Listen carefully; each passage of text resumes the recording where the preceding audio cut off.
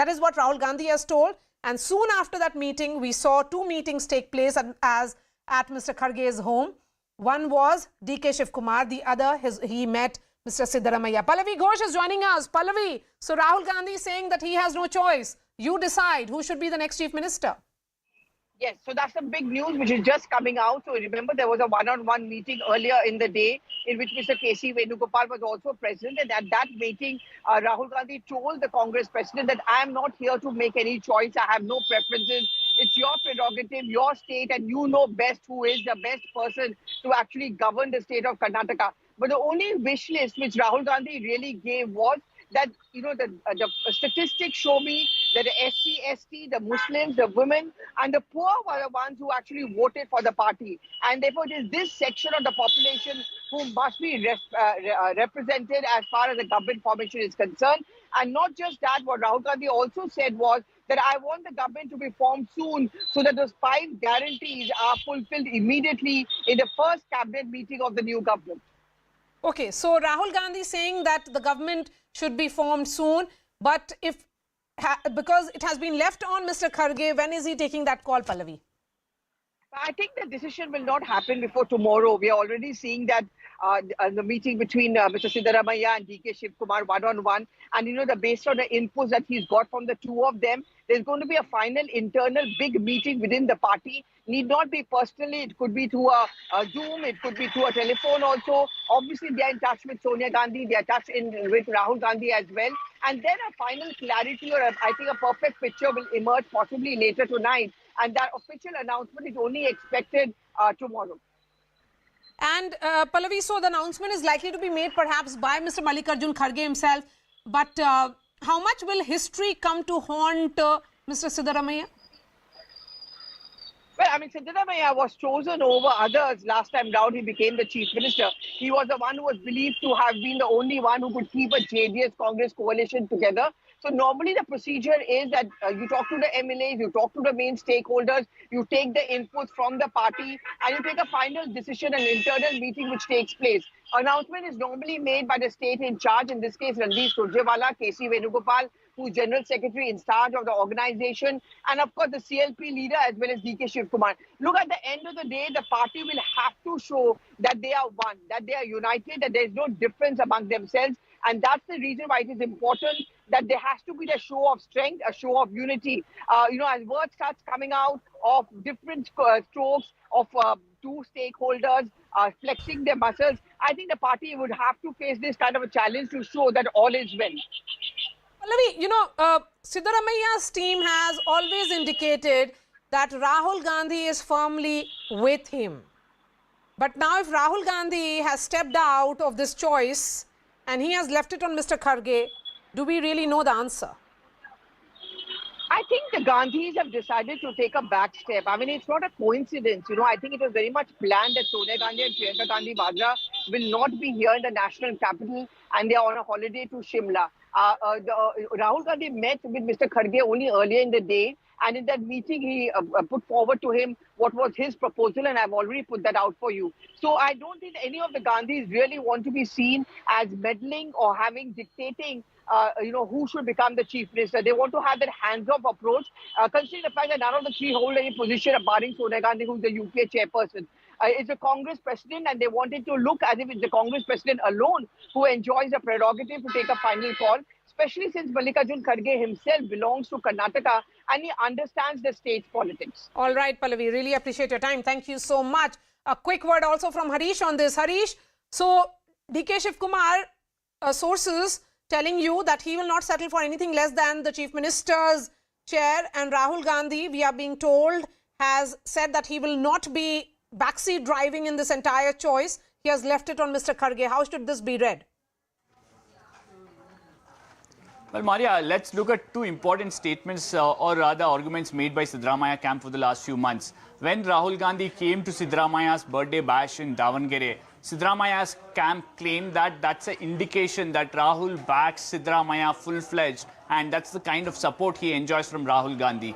Even recently, in fact, Siddaramaiah's camp, after election results also, they said Siddaramaiah wanted to retire. It was, in fact, Rahul Gandhi during that Davangere birthday bash said Siddaramaiah should be active, work full-fledged for the party, and he would be rewarded. These are two important arguments that they were making. But if suddenly Rahul Gandhi leaves it to Mallikarjun Kharge, there are multiple ways to look at it. Let's also, as you rightly mentioned, let's not forget there's a history. Mallikarjun Kharge and Siddaramaiah were the two contenders in 2013. There were other names, but it was seen as a face-off between these two. And Siddaramaiah emerged victorious in 2013. So Mallikarjun Kharge also knows what has happened in the party over the last few years. He himself is a man who's contributed immensely to the party organization and has grown up from grassroots levels. So a lot of factors that will weigh in on his mind or his decision. All right, Harish, continue to be with us because this is a developing story, as we have been saying. There are several twists and turns. How should we be reading the last 10 minutes, Neerja? Look, it's developing into a nail-biting finish. And Mr. Majumdar, thank you so much for your patience. I'm going to come to you in just a bit, sir, because you know the role of opposition parties is only getting diluted with this decision taking a little more time. Yes, go ahead, Neerja. Yeah. So I said the suspense is mounting. It's not an easy decision at all because both Siddaramaiah and DKS have played a major role in the victory of the party. You know, in a different way, Siddaramaiah represents the old vote base of the Congress party, OBC, Dalit, tribal and Muslim. This Ahinda combination. DKS is the go-getter, the troubleshooter, the money raiser, and so on. He's the new brand of politics that he brings to the table. So, and there can only be one chief minister. The other has to be number two. So it's not an easy one. And democracy is all about power struggle. So we've got to reckon with all that. And yet there are very interesting things that, you know, with Rahul Gandhi taking a back seat, you know, the question arises because in the formulation that DKS has made, it's as if he was told, you win Karnataka for us and you will be given the top job. Maybe not so explicitly. But Neerja, you know, this is also trying to legitimize the president's chair. In the sense that if Mr. Kharge is the Congress president, then he should be seen also as taking calls for the future of the party. You know, the Gandhis do not want to be seen probably, although Rahul Gandhi has met... yes, the MLAs, Maria, the MLAs authorized not the High Command. Yes. The MLAs authorized the Congress president. Yes. So that is a very clear break. Okay, a quick movement towards the developments that have happened through the last 48 hours with the statements that have come from Mamata Banerjee and Samajwadi Party chief. So, Mr. Majumdar, there is a realization that when it comes to direct fights for the Lok Sabha, roughly around 150 is about BJP versus the Congress, and hence the other opposition parties should take a backseat on those contests. But at the same time, you're expecting full support from the Congress party in the state of Bengal, that they should take a backseat when it is about fight with the BJP. Is that how the opposition is looking at it? Mr. Majumdar. Now listen. Yes. Thank you. After 40 minutes, I got a chance. I hope I will get 2 minutes time. Apologies, sir. It's a developing story, sir. What do we do? I mean, every minute there is a breaking news that is coming. I know. Yes. Now, all the breaking news were so funny and fantastic. You people really, my admiration to you people, that must be Chinese intelligence agency, American CIA or KGB, they will be wondering that CNN News 18 has got such a sources that Mr. what Majumdar, happened it comes between from all political Siddaramaiah parties. and There's nothing unusual. There is no KGB that is needed in these. No. Listen, no. Excuse me. No, listen, nah. You'll find it, you know, at times comedy relief is also there. Acha. Siddaramaiah talking with Kharge, no one was there, you know. What discussion took place.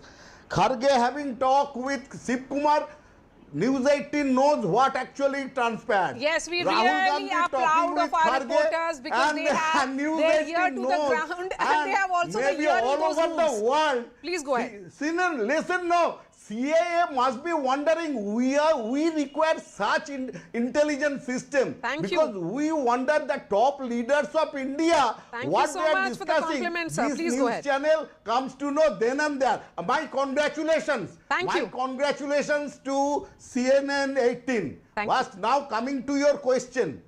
The question is that all opposition parties are capable of taking decisions. Yes. I was hearing with amazement about my BJP spokesperson who is here. Look, the whole South India is out of their hand. That is 130 seats. They are not thinking about their home. They are thinking where Congress may go wrong. They are not thinking why we have lost Karnataka. What happened to 28 Lok Sabha seats there? They are only thinking and they are saying, look, what bad administration or management Congress has. Similar thing they have done with Trinamool Congress when in 2021 election, Agla baar 200 par, Amit Shah and Narendra Modi, India. and they lost Majumdar everything, ji, do you all not the hope, consider everything. Pondicherry as part of So, South India? we Stop we misleading know- the people of we- India. Please look at your back at what is happening in West Bengal. Please don't People interrupt. are being killed. Don't People are being interrupt. lynched. I didn't interrupt You you. don't have any Hello, authority have of the people decency. back. Have decency. You are factually Have incorrect. decency. You are factually incorrect. Do not interrupt Don't him. interrupt. Have incorrect. decency. I did not interrupt you. That You is are the, factually incorrect. when you आप गलत बोल know रहे the हैं. truth, you आप गलत cannot बोल रहे हैं. digest. अरे चुप अरे, कीजिए. you are factually उनको incorrect, चुप Majumdar कराइए. ji. You are a I am senior waiting person. for 40 You are a minutes. senior Okay, person. okay, to okay, hear Guru, any just interruption. listen to him, South India, please. sir. If Please you don't listen to have him. Yes, patience- Mr. Majumdar, go ahead. Don't Pondicherry is represent part of BJP. South You India. don't Mr. have Majumdar. patience. Mr. Don't Majumdar, represent yes. BJP. Okay, Mr. Majumdar, बोलिए. हाँ. उसको चुप कराइए ना. ये क्या decency हुआ? चलिए बोलिए ना. When he was speaking, I didn't interrupt. Yes, नाराज मत होइए, बोलिए. सबसे बड़ा बात है जी.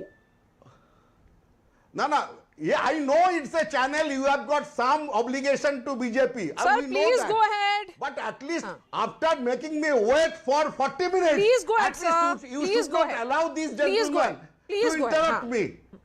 That is the basic decency. Now let me have another 30 seconds. After that, BJP person can say whatever he likes. The truth is, after defeat from Bengal, both Prime Minister and Amit Shah left Bengal and again came to Bengal after 400 days.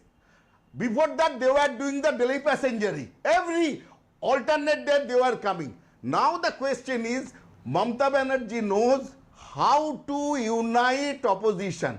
She has got that leadership. Don't forget, by experience in national politics, Mamata Banerjee is now the senior most leader in India.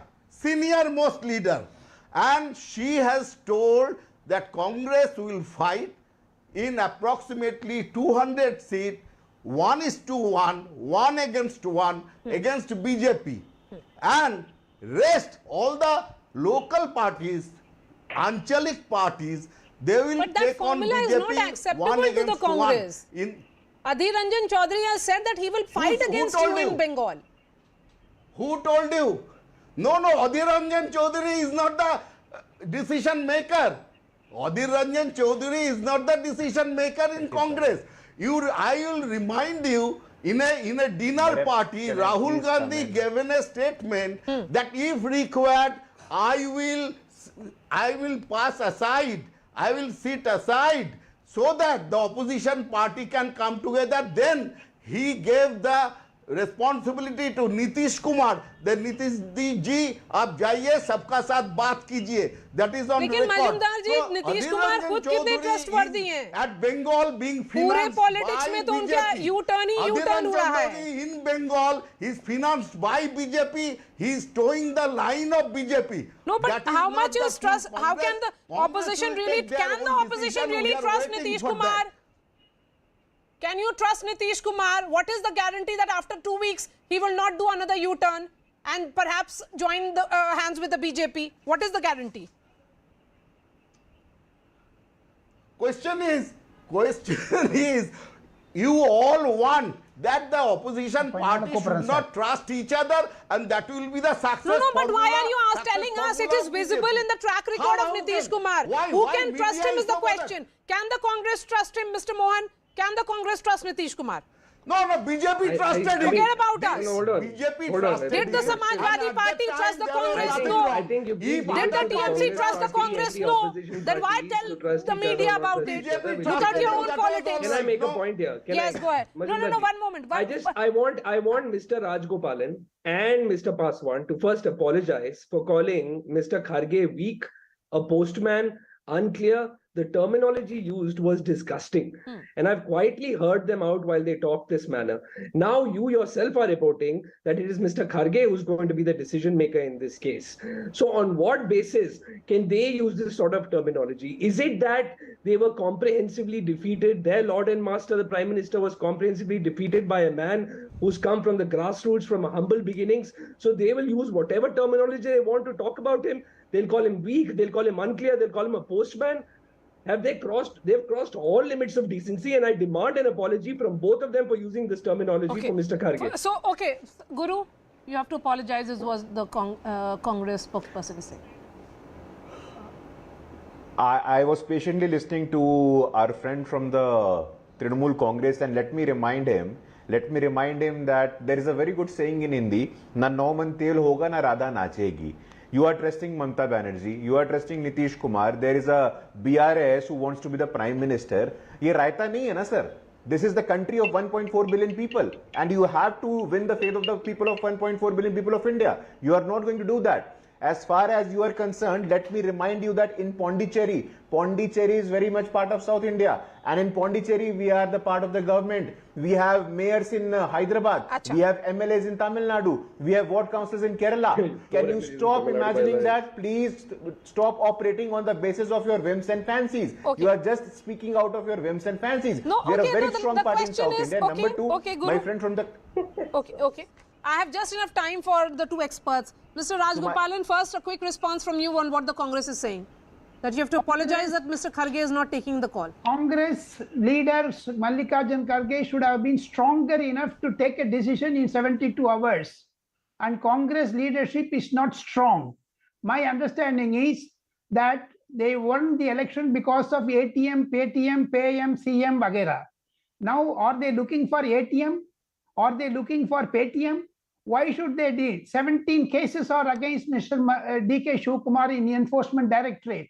That is what Siddaramaiah camp is saying. Suppose if 17 cases are to be reopened or investigated, will the Chief Minister go to jail? So therefore, there are confusion in Congress. It should have been very stronger leadership. Okay. I will not These apologize because it's weak leadership. From Mr. Kharge's residence, from outside Mr. Kharge's residence, you can see journalists, all of them present with their mics and OBs. We'll try and connect with our reporter there as to who has really left Mr. Kharge's home. Is it Mr. Siddaramaiah? So is he done with the meetings for the day? And when is the final announcement likely? Neerja, we are looking at those visuals. Even as we look at these visuals, the question particularly is that will Mr. Kharge be looking at history when he takes that call, because now the ball firmly in his court?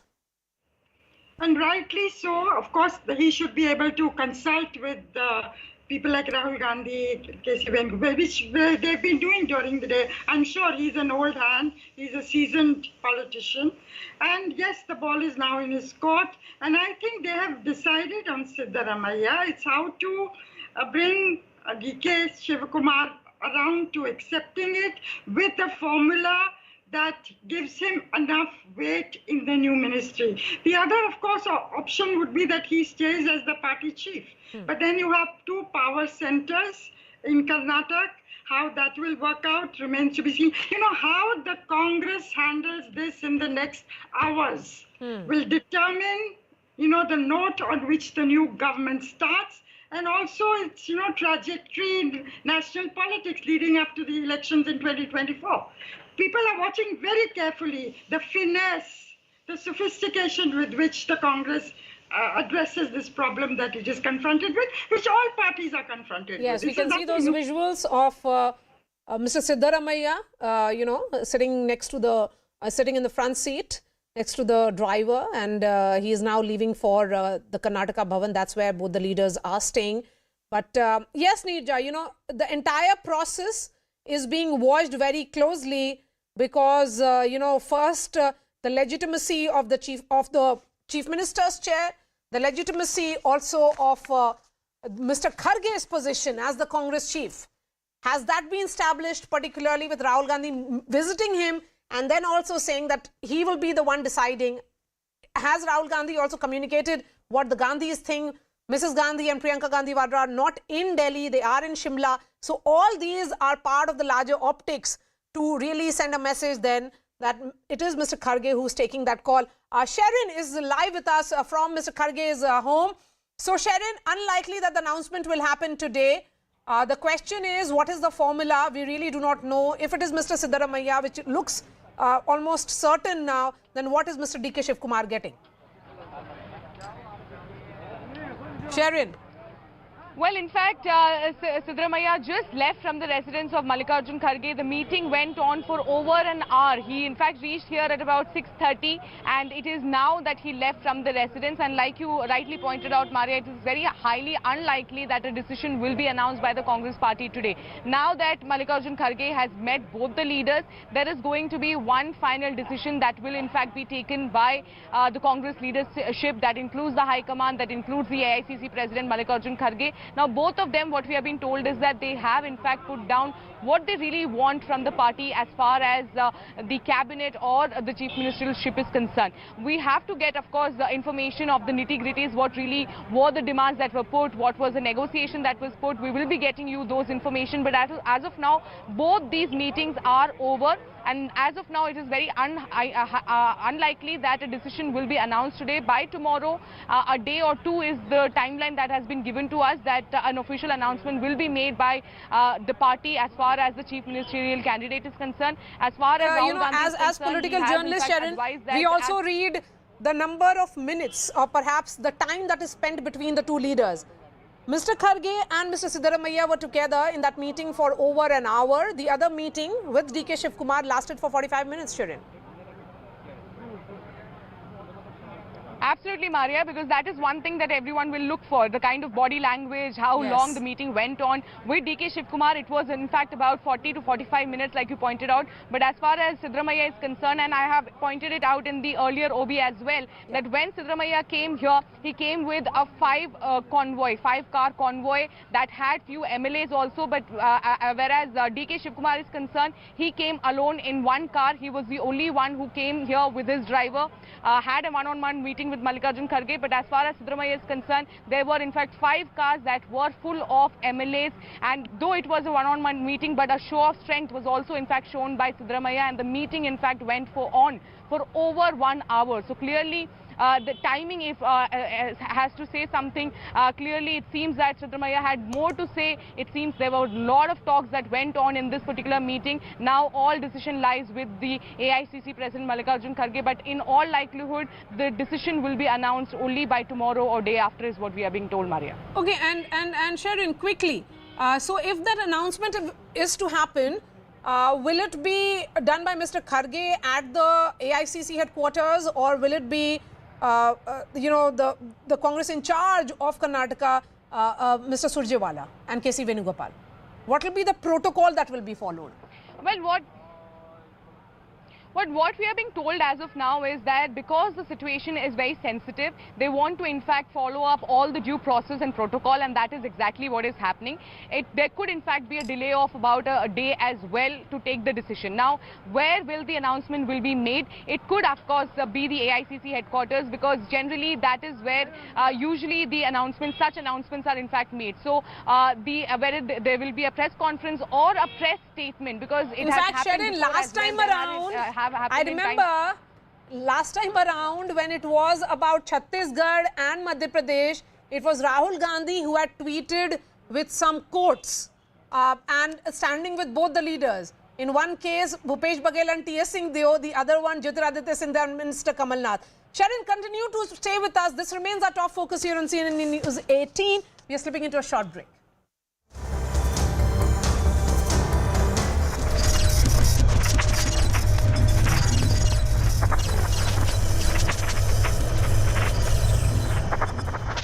faces, even though the Congress has maintained that this is nothing but vendetta and witch hunt.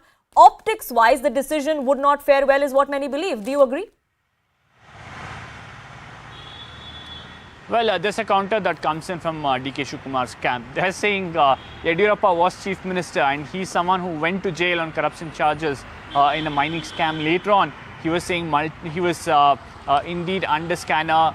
He had multiple cases, ongoing cases, and he was still made the chief minister by the BJP. Yes, he got relief in several of those cases, but they are saying there were investigations that were going on. There were cases which were challenged in the court, even in some cases where there were B reports that was challenged in the court, and he was made the chief minister. So they're saying right now he's on bail, he's outside, and there is a due process, that investigation is going on. And as you rightly mentioned, they want to term it witch hunt, but they are saying it's not unprecedented. The BJP has done it, and there are several other chief ministers perhaps who have some cases. So their argument is it's nothing new, and definitely not new for Karnataka. Right, so not reading much into the optics of it, the decision could go either ways. It is, of course, with Mallikarjun Kharge to take that call. The meeting with DK Shivakumar is currently underway. Anshul, my colleague, also joining us live. And Anshul, I believe you're standing put outside the hotel where Siddaramaiah is staying. Are we seeing any activity, any flurry there? Are we expecting him to leave anytime soon for Mr. Kharge's residence? So yes, along with Siddaramaiah, a handful of MLAs are also residing over here, including the likes of MB Patil. They are all inside the ITC Maurya Hotel, and since morning they have been coming down to the lobby, speaking to the media personals off the record, and they have been indicating that they are very, very confident that they are going to go ahead and in fact Siddaramaiah is the person who is going to be the next chief minister of Karnataka. But yes, as of now, if you talk about, there is no movement whatsoever. What we have been told that they are patiently waiting for this meeting between DK Shivakumar and Mallikarjun Kharge to come to an end, post which we could expect some movement to happen over here, and Siddaramaiah might finally step out from his room to go to 10 Rajaji Marg, which is the residence of the Congress president. But yes, as of now, they are patiently waiting for this entire process to get over, because the plan of the Congress party at this point in time seems like that both these leaders would meet individually with the Congress president, and they are going to present their views and what they think, that why they think that they are the best suitable candidates for the job, and hence these discussions are happening will happen in private, and once the discussion with DK Shivakumar comes to an end, then only we can expect some sort of movement to happen from here, and Siddaramaiah would finally step out from his hotel room to go towards 10 Rajaji Marg, which is approximately a 10 to 15 minutes drive from here. At this point, what sources have told us is that the 6 p.m. was the time that the meeting was scheduled, but since the meeting with DK Shivakumar had started a bit late, we could expect a little more delay in that meeting to happen. So yes, it remains to be seen when does that meeting happen, but yes, on the ground at this point, there is not much movement that can be seen in the camp of Siddaramaiah. In fact, they are patiently waiting for any sort of headway that could be made in this entire tie-up that has happened between DK Shivakumar and Siddaramaiah. Also, it's interesting the kind of entourage that both these leaders have come with. MB Patil is one of the MLAs that Siddaramaiah came with to the national capital yesterday. MB Patil's name has also been floated as a chief ministerial aspirant, isn't it, Harish? Well, he clearly has come out and said, I am a chief minister position aspirant. But remember, there is a lot that's at play here. He's seen as a man from Siddaramaiah's camp. Yes, this time around, the Lingayats have backed the Congress far larger numbers than, say, 2018 or 2013. But the Congress also understands that the traditional vote bank has been the Ahinda vote over the last decade or so. They've also got significant amount of Vokaliga votes this time. So just merely on a pretext of getting more Lingayat votes, the Congress might not look at MB Patil's push for being considered to the chief minister. More breaking news coming in now. Top Congress sources are telling CNN News 18 that Congress President Mallikarjun Kharge may go to Bengaluru tomorrow. So possibility is that the announcement is likely to happen in Bengaluru, not in Delhi. Is that the right way to look at it? Pallavi Ghosh is going to join me in just a bit. But before that, let me bring in Sharon. So Sharon, Mr. Kharge, having completed his meetings for the day, he has met DK Shivakumar for 45 minutes. Before that, he had a visitor in Rahul Gandhi, who perhaps has communicated to Mr. Kharge, as sources were telling us, that it will be Mr. Kharge who will decide. He has no choice in this. The only point that he made was that they would want a government at the earliest in Karnataka. Pallavi, so the announcement could be made by Mr. Kharge himself in Bengaluru. Is that what the indication is? Maya, there is a protocol involved, and normally what happens is the party authorizes the Congress president to take a final call as far as the announcement of the CM is concerned. It does not necessarily mean that Mallikarjun Kharge will be the one to make the announcement, but what his office is telling us, sources in his office is telling us, there is a possibility of him going to Bangalore, but we'll have to wait for that confirmation because things are changing by the minute. There are also developments which are taking place. Siddaramaiah and DK Shivakumar still over here. Possibility of a meeting between DK Shivakumar and the state in charge, Randeep Surjewala. Now, what is likely to happen is that they may announce the CM face in Bangalore at the press conference. If not tomorrow, at least latest by day after, because they really don't want to linger this on. But what sources in Kharge's office are telling us is that there is also a plan that perhaps he goes to Bangalore. But that is something which can, I think, get finalized later tonight. All right. Pallavi, really appreciate your time. So, Congress President, Mr. Kharge, likely to go to Bengaluru tomorrow, and that announcement could happen in a press conference is the indication that is coming in. Of course, our story will continue to track very, very closely. That's all from me. Thanks so much for watching.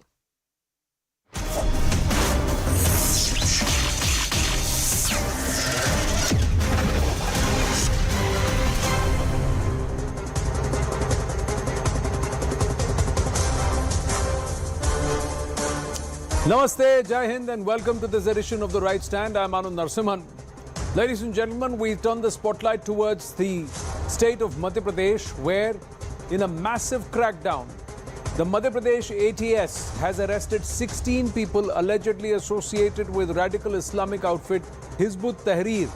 The Indian model of Hizb ut-Tahrir was busted by the Madhya Pradesh Police ATS through the simultaneous arrest of 16 people from Bhopal, Chhindwara and Hyderabad, and this happened on the 9th of May, and this has a very serious religious conversion and radicalization angle too. The Madhya Pradesh government has constituted an SIT to probe the suspected terror link in the entire Hizb ut-Tahrir case. Now, what is the aim of this outfit? The outfit's aim is re-establishing the Islamic Caliphate and uniting Muslims to implement Sharia globally. The radical group is banned in 16 nations including China, Germany, Russia, Bangladesh and Turkey. What was its modus? The outfit is accused of working to establish the Hizb ut-Tahrir network in Madhya Pradesh. The outfit radicalizing youth, portraying the present governance system as anti-Islamic. 16 men allegedly associated with the outfit were arrested, 10 men arrested from Bhopal, 1 from Chhindwara, 5 from Hyderabad. A case has been registered against the accused under the Unlawful Activities Prevention Act or the UAPA and IPC sections. What are the allegations? The arrested men are accused of practicing close combat training and shooting practice in jungles of a district adjoining Bhopal. The youth were also being radicalized through provocative speeches by influencers from Hyderabad and other places. The accused were allegedly training in high-tech information and technology tools. They used the dark web apps Rocket Chat and Threema to communicate with each other. The accused even conducted recce of their possible targets using drone cameras. What has been seized from them? The probe agency claims to have seized radical literature from the accused and videos that propagate the caliphate or the establishment of an Islamist entity. They were also recovered from what was also recovered as digital devices that have been seized from the accused. Now, this latest crackdown has sparked the need for an anti-conversion law. Now, so where do these laws exist so far? Odisha has implemented this law in 1967. Arunachal Pradesh implemented it in 1978. It was never enforced though. Chhattisgarh implemented the act in 2000. It was amended in 2006. Tamil Nadu implemented it in 2002 and repealed this act in 2006. Gujarat implemented it in 2003 and it was amended in 2006. Rajasthan, the bills were introduced in 2006, 2008, but it didn't get a governor and president's assent. In Jharkhand, it was implemented in 2017. In Uttarakhand, it was implemented in 2018. In Uttar Pradesh, the bill was passed in 2021. In Madhya Pradesh, this bill has been passed in 2021. In Karnataka, it was implemented in 2021. In Haryana, it's been implemented in 2022. According to sources, two key players of this busted module were Bhopal-based young gym trainer Yasir Khan and Hyderabad-based Mohammad Salim, who just a few years ago were Saurabh Raj Vaidya. And Saurabh Raj Vaidya turned Salim was a faculty of a pharmacy at a college in Hyderabad. His family alleged that he was radicalized and even wanted to go to Syria and also followed the preacher Zakir Naik. Joining us now is Shri Ashok Jain ji, who is the father of Saurabh. Ashok ji, namaste. मैं जानना चाहूँगा, जरा विस्तार से बताइए, सौरभ कैसे इसमें फंस गया? ये कब से शुरू हुआ ये प्रकरण? मेरा बेटा फार्मेसी में प्रोफेसर बनकर के भोपाल में नियुक्त हुआ। पहले EIS कॉलेज है भोपाल में, वहां हुआ और वहां से वो किसी वजह से फिर TIT कॉलेज भोपाल में आ गया जी। और उसके बाद मैंने पूछा क्यों, तो कहले यहाँ पर पेमेंट ज्यादा है।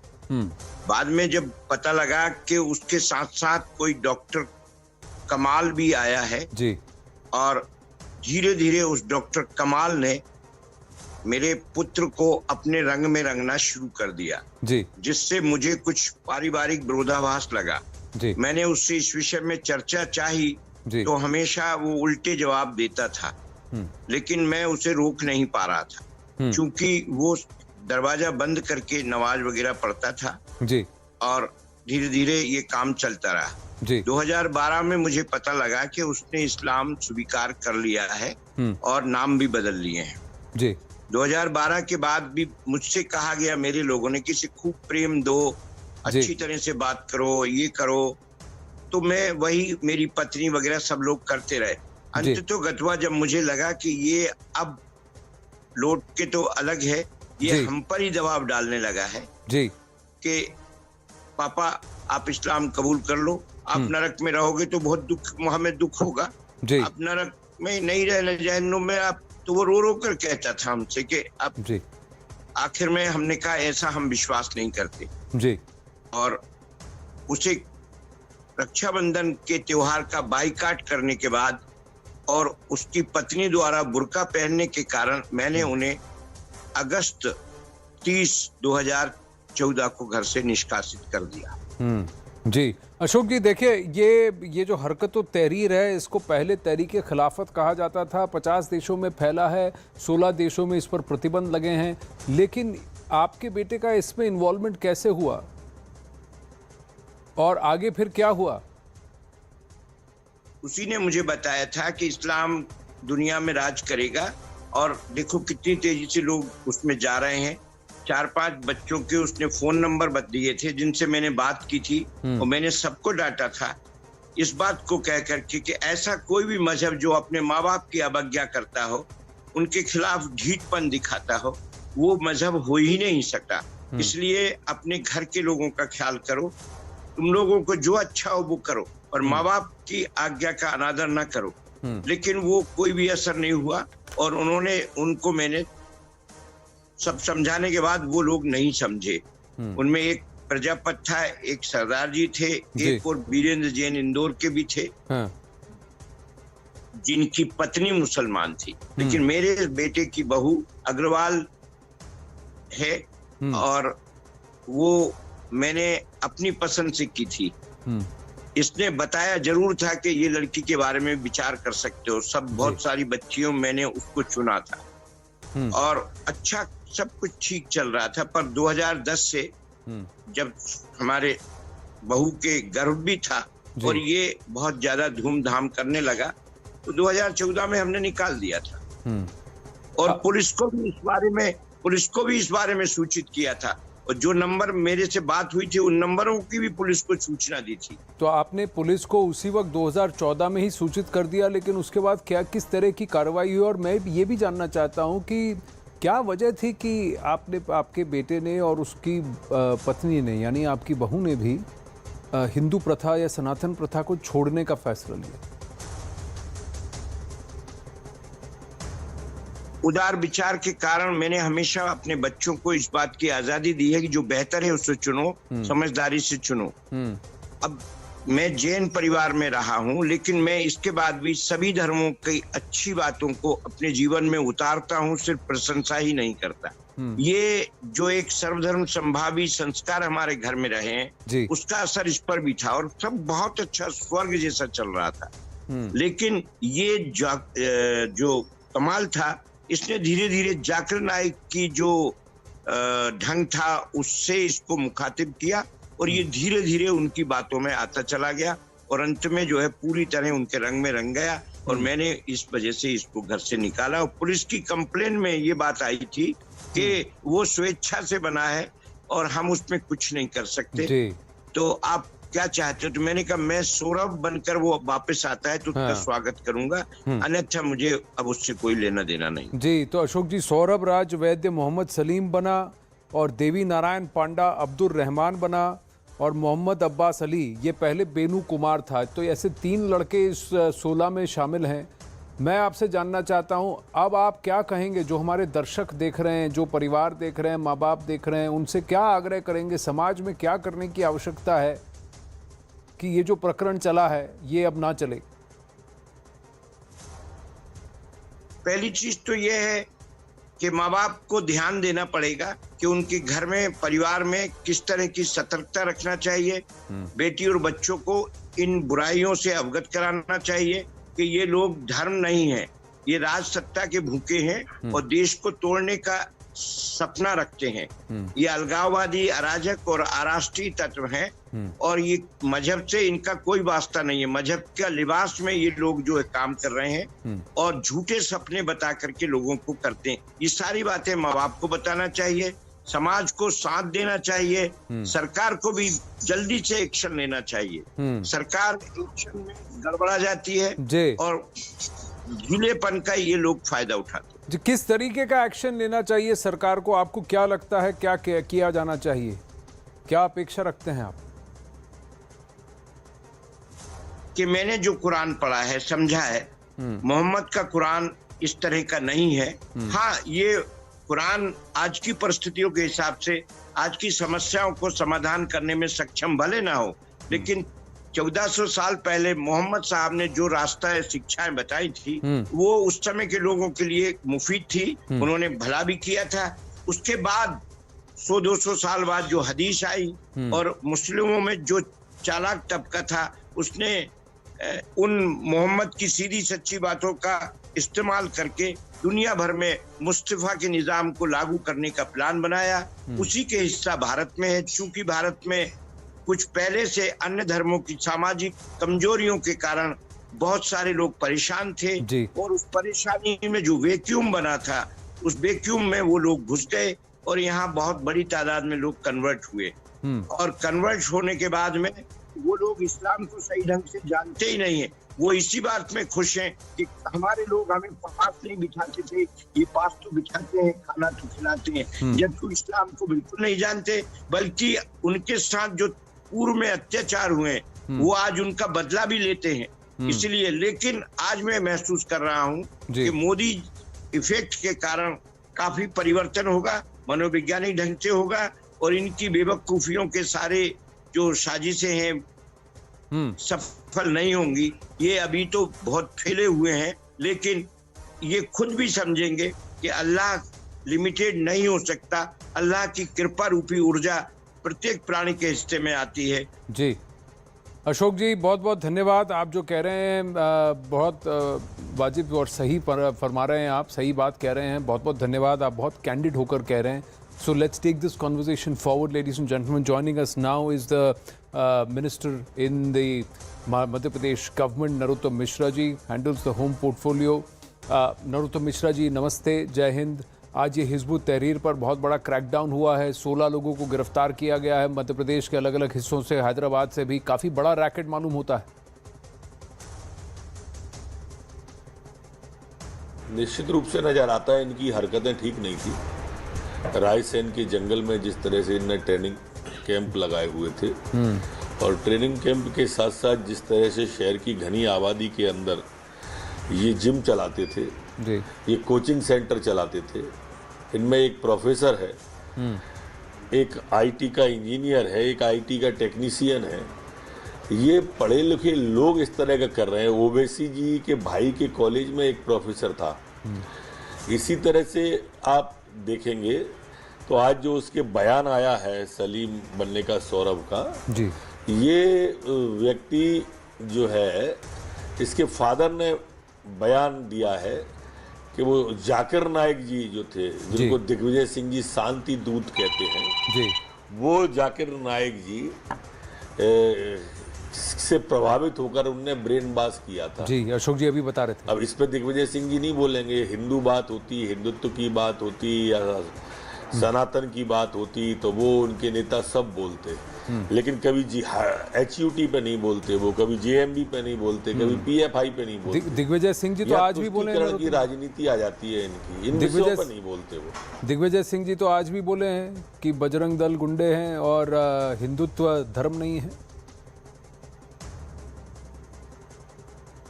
मैं वही तो कह रहा हूँ, पहले हिंदू और हिंदुत्व पे सवाल उठाया था, ये सनातन पे आ गए। इनके दामाद जी हैं रावत बाड्रा जी, वो कल हनुमान और बजरंगबली में फर्क बता रहे थे लोगों को। लेकिन किसी दूसरे धर्म पे आपने पूरी चैन को इसको बोलते ही नहीं देखा होगा, ना बोलते सुना होगा। ये कभी किसी आतंकवादी पे बोलती नहीं, बटाला हाउस पे आंसू बहाते हैं, ये सवाल सेना पे उठाते हैं।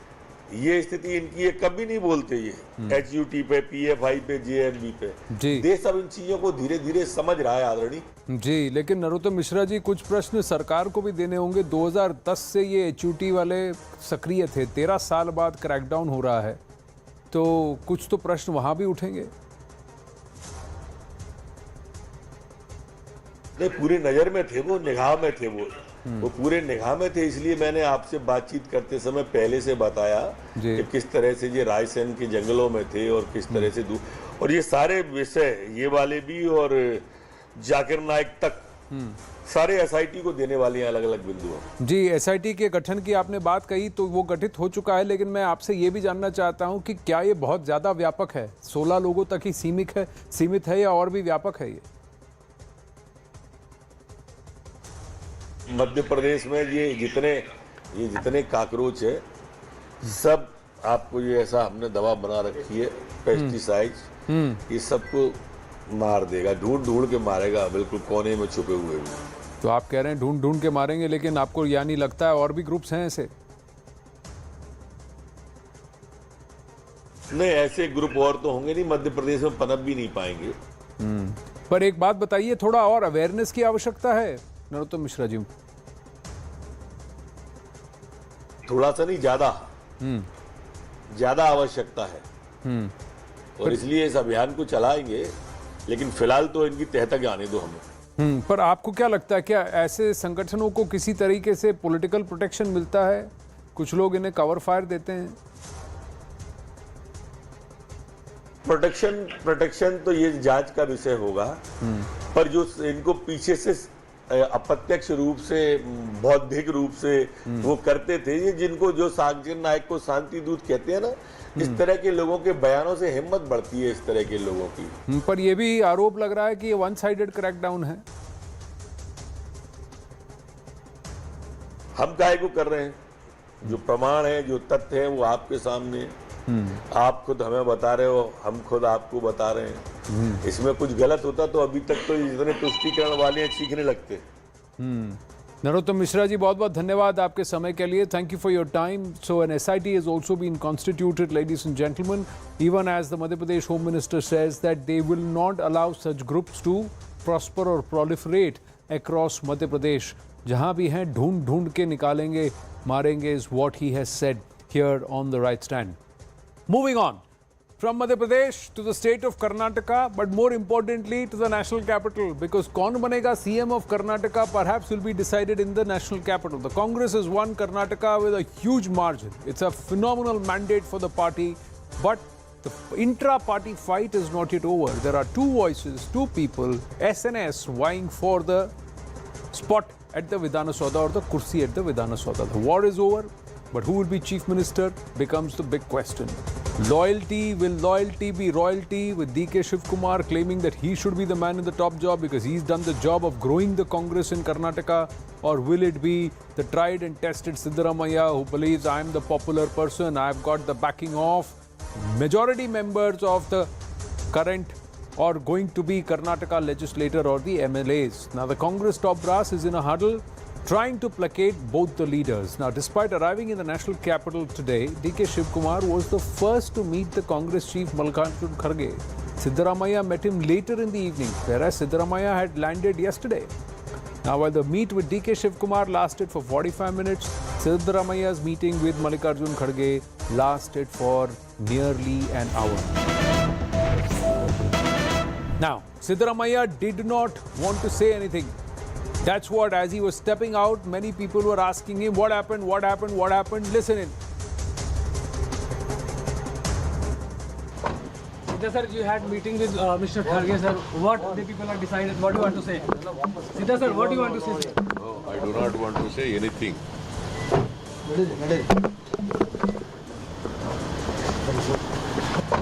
Sidda sir, you had meeting with Mr. Kharge sir. What the people have decided? What do you want to say? Sidda sir, what do you want to say? No, I do not want to say anything.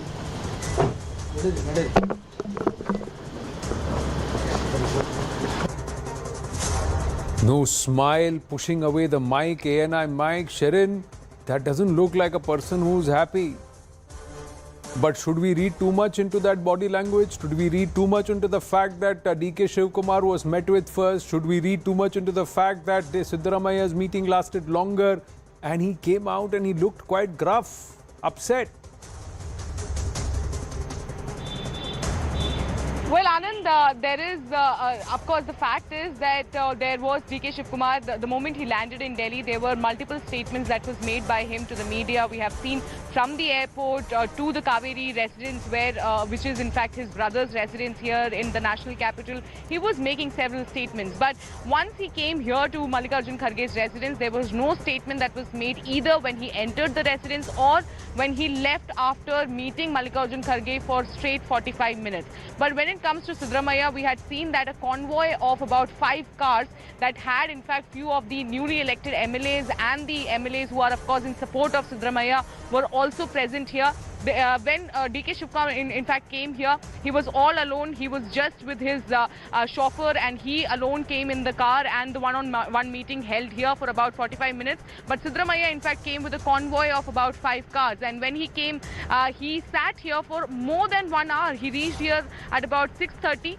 But he left around 7:45. So that is, of course, more than 1 hour, whereas DK Shivakumar's meeting was held only for 45 minutes. Now, what is, of course, the decision that is going to be made, and when is that going to be made? Our sources within the Congress party has been saying that it is highly unlikely that a decision will be coming out today.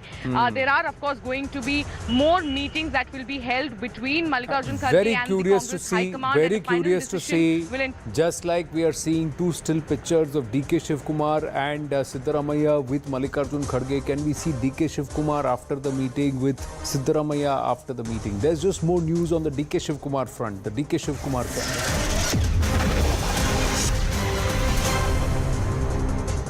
Now, DK Shivakumar has told Mallikarjun Kharge, this is what sources are telling CNN News 18, if I am not given the CM-ship, I will sit as a common MLA. Since Siddaramaiah has come, he has been in power either as LOP or as Chief Minister. So this is what DK Shivakumar is saying. Pradesh Congress Committee Chief, I have grown the party. Either give me the Chief Ministership or I will sit as a normal MLA. I am not becoming Deputy Chief Minister. You have given so much to Siddaramaiah, LOP, Chief Minister, every time, ever since he has come into the party, because Siddaramaiah has come in from the JDS into the Congress party. Harish Upadhyaya, Loyalty should be royalty. That line to CNN News 18, he is carrying that through. Shivakumar, DK Shivakumar. Absolutely. He's saying, I will not rebel, I will not blackmail the party. But if I'm not being given the Chief Minister chair, then I do not want anything else. I'm not thinking about any other offer. I don't want to be a Deputy Chief Minister. Neither do I want Water Resources Portfolio or Energy Department. I will just be an MLA, possibly even also indicating that he might not even want to continue as the KPCC chief. He also mentions the kind of work that he has done. He's quick to point out that Siddaramaiah has been a leader of opposition twice, Chief Minister for a full 5-year tenure, hasn't worked for the party at all. Remember, he's a late entrant to the Congress, but hasn't held any major position within the KPCC or worked on ground for the party. He's always enjoyed power is what DK's camp has conveyed, saying that he's enjoyed LOP status twice. He's been a CLP leader. He was the Chief Minister for a full 5-year tenure. What has he done for the party organization is the question that they're posing.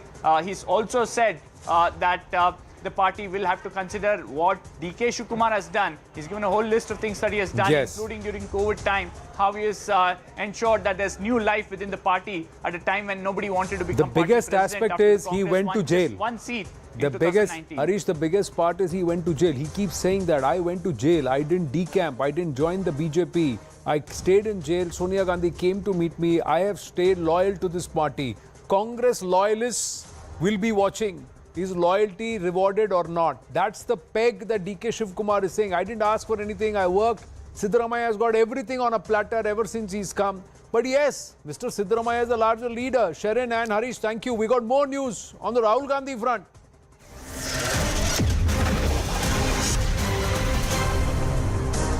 So Rahul Gandhi made a backdoor entry into the Kharge residence early this morning, taking a lot of people by surprise because he usually walks in from the front entrance, but he wanted to enter in quietly. He was spotted there walking in and he spent a lot of time with Mr. Mallikarjun Kharge. Now Rahul Gandhi has asked Mr. Mallikarjun Kharge to pick the Chief Minister of Karnataka because it is his state. So no opinion on that. Mr. Kharge has to decide.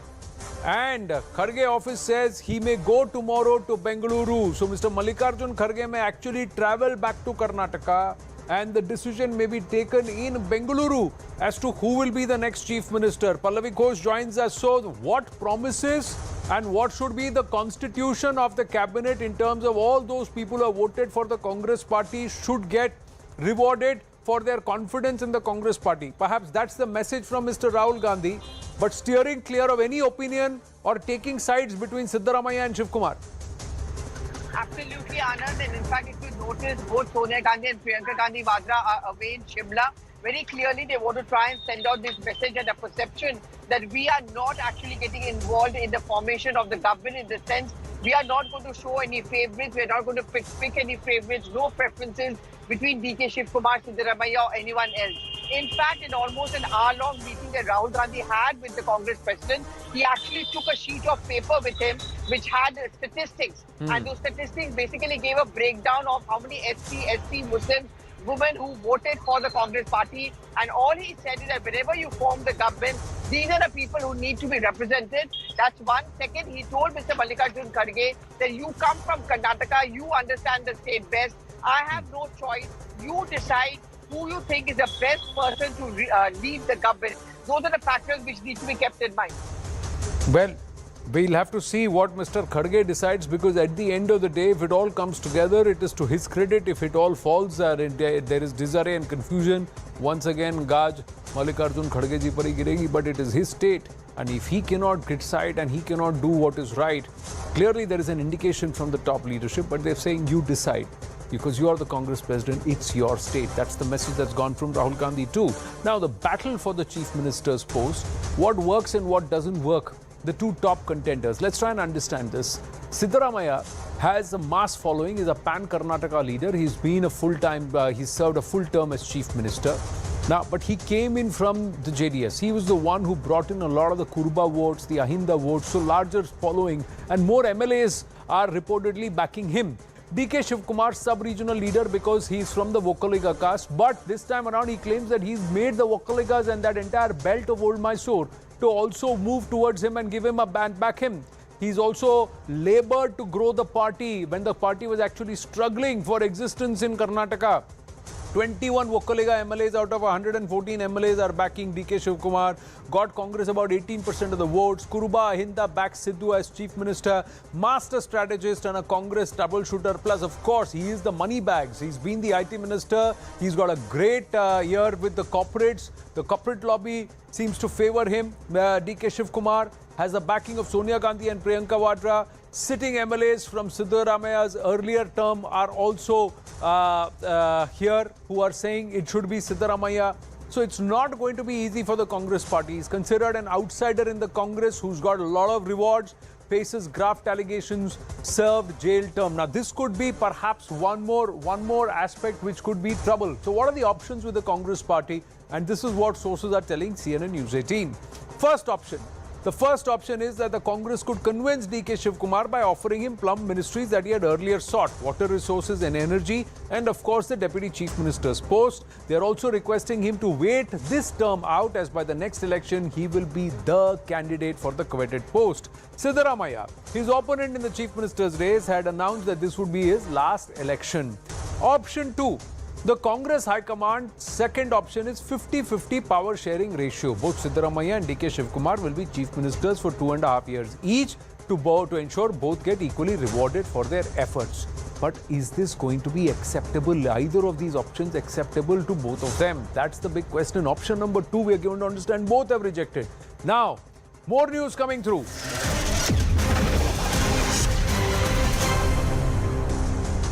Now, Siddaramaiah camp sources saying Siddaramaiah has insisted that he is fit for the post and has submitted a list of his achievements in the last 5 years between 2013 to 2018. And at 11 a.m. on Wednesday morning, a final meeting will be held at Mallikarjun Kharge's house. And Randeep Surjewala, KC Venugopal will also be present. Rohini is joining us now at this point. Rohini, so Siddaramaiah mounting the pressure, saying, I have the numbers, I have achieved as administrator, as Chief Minister. But is there a sense within the Congress party which says DK Shivakumar deserves his due? Loyalty of the Congress party has to be rewarded somehow. Well, clearly, yes, Siddaramaiah now also digging his heels and saying that he's the most fit candidate for the Chief Minister, not only because he has had a full 5 term and that he has experience on his side, and the Congress at this point of time needs an experienced leader to lead the party and Karnataka as well, and a person who can deliver those 5 promises, because it is important for the Congress, not just about who the Chief Minister is, it's also important for the Congress as they go to elections. There are a few assembly elections of Rajasthan and other states coming up in a few months from now, and the 2024 Lok Sabha poll, which is important because they can go with the Karnataka report card. Remember, the BJP had targeted the Congress and said that they have always made promises but never delivered. And Siddaramaiah making a point saying that he's the only person who understands, has presented the finance budget for Karnataka 7 times, understands the finances of the state, can do the checks and balances and deliver. This is one of the many things that he listed out to Mallikarjun Kharge in terms of how he has everything in his favor, plus the list of number of MLAs who have voted in his favor, especially after that secret ballot that took place. Clearly, even the previous time in 2013 also, he had a similar kind of secret ballot. He had more than 80 votes in his favor. This time also he has more than 90 plus. So clearly Siddaramaiah here making it clear that he is the one who needs to be given this post. No, but then this is also the time one can also turn around and ask Rohini, had DK Shivakumar got the term last time around, he could have also had that clout. My point is, why is Mr. Siddaramaiah not willing to yield this time and say, DK Shivakumar, you have a go, I will do the work? That's also a question that can be asked. Who's laboured for the party? When I asked that question, when I asked that question to the camp, and I did say that because of the 50-50 formula that was being spoken about, the thing that they said is that as of now, there is a lot of feeling, especially in the Congress camp, that DK Shivakumar should clear all the corruption cases that are against him. Because that, if it is not done so, it'll actually not bode well for the Congress. And if he is made Chief Minister, if DK Shivakumar is made Chief Minister, he sits on the post, and likelihood that if the Enforcement Directorate or the income tax officials land at his door, it is going to be a huge embarrassment for the Congress, and it's going to give the BJP on a platter as to how they, especially when the Congress fought the Karnataka elections on the corruption, anti-corruption flank, to get arrested on any charges that possibly even the slightest of cases that DK Shivakumar faces these days, it's going to be a huge embarrassment to the Congress. See, but that is something which the Congress Congress think tank has to think about. Rohini, we'll get a move on at this point, ladies and gentlemen, but the Congress think tank has to think about that. How will they turn a problem into an opportunity, and how will they reward loyalty? How will they reward those people who believe we have struggled for you, we have reposed your trust on us? Because the likes of Sachin Pilot, the likes of CS Singh Deo, they're all watching. This power sharing 50-50 doesn't work because they're all disgruntled in their respective states because those promises were not kept. They were once again sidelined. Their wings will be clipped, and those who get the power will ensure that the wings are clipped so that they never are once again a challenger or once again a claimer or a contender. These are aspects which is real politics, ladies and gentlemen, and which everybody understands. Anyway, the ball is in Mr. Mallikarjun Kharge's court. He's got a tough decision to make. We'll see what happens, but we're hopeful that in the next 24 hours, there will be a decision that is made. Getting a move on here on the right stand, and from Karnataka to neighboring Kerala, where in a shocking incident, a 17-year-old girl allegedly died by suicide inside a madrasa located in Thiruvananthapuram's Balaramapuram area on Saturday. The death has triggered controversy after the family alleged foul play and mental harassment. Reportedly, the girl had called her mother and asked her to take her back from the college hostel. The mother of the deceased alleged that she was not allowed to meet with her daughter, was kept waiting for more than an hour, and then later told by the madrasa authorities about her daughter's death. Meanwhile, the cops have registered an FIR and initiated a probe into the matter. We spoke to the victim's uncle. Listen in. മകൾ കുളിച്ചുകൊണ്ട് നിൽക്കുമെന്ന് പറഞ്ഞ് ഞങ്ങൾ ഇതും wait ചെയ്തിട്ടാണ് 1.5 മണിക്കൂർ ഇങ്ങനെ പുറത്ത് നിൽക്കുന്നത്.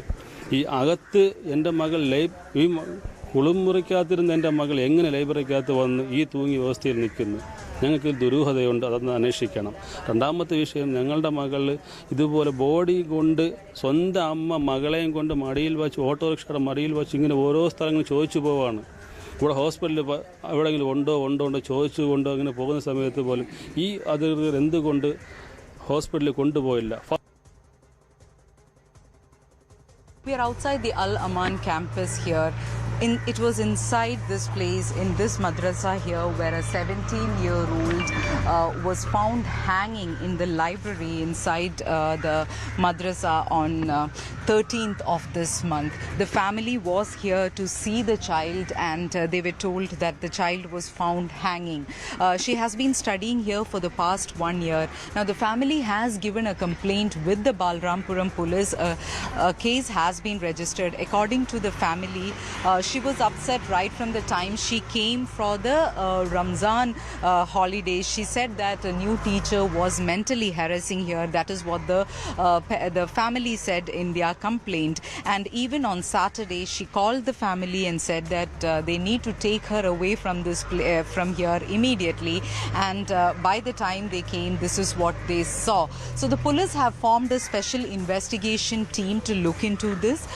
According to police, what they're saying is that the initial postmortem reports shows that this was death by hanging, but all aspects of this will be inquired into. Meanwhile, BJP's Thiruvananthapuram District President VV Rajesh has demanded that a special team investigate the girl's death. The BJP will hold a march to the Balaramapuram police station to protest the girl's death. What is the BJP demanding at this point? We demand to conduct a fair inquiry. Yesterday, we demand the government of Kerala to form a special investigation team for getting a fair and transparent inquiry.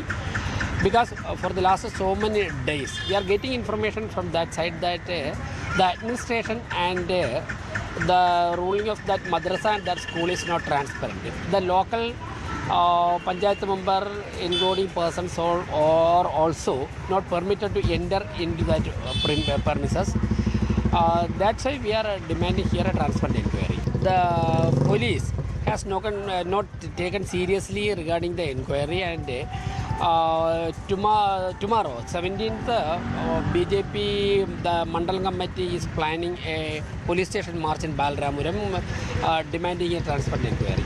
We are getting the information from the local persons that mental harassment has been going on for the last so many days in the madrasa by the administrators, including the principal also. We're going to take a very short break. Up next, here on the right stand, is the UK Film Association, BBFC, taking the right stand with respect to the Kerala story. Why is it that they have still taken so much time and yet not decided on the age certification? Shows are being cancelled. 37 countries across the world are showing this movie, but why not in the UK? Stay with us. What's behind the delay?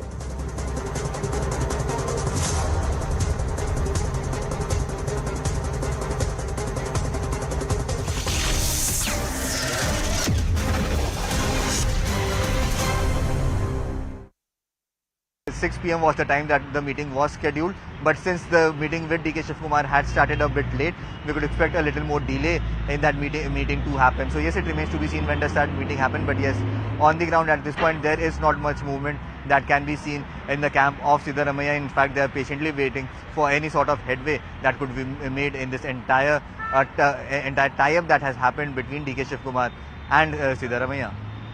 Also, it's interesting the kind of entourage that both these leaders have come with. MB Patil is one of the MLAs that Siddaramaiah came with to the national capital yesterday. MB Patil's name has also been floated as a chief ministerial aspirant, isn't it, Harish?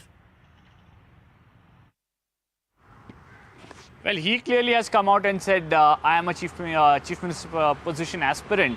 But remember, there is a lot that's at play here. He's seen as a man from Siddaramaiah's camp. Yes, this time round the Lingayats have backed the Congress far larger numbers than say 2018 or 2013. But the Congress also understands that the traditional vote bank has been the Ahinda vote over the last decade or so. They've also got significant amount of Vokaliga votes this time.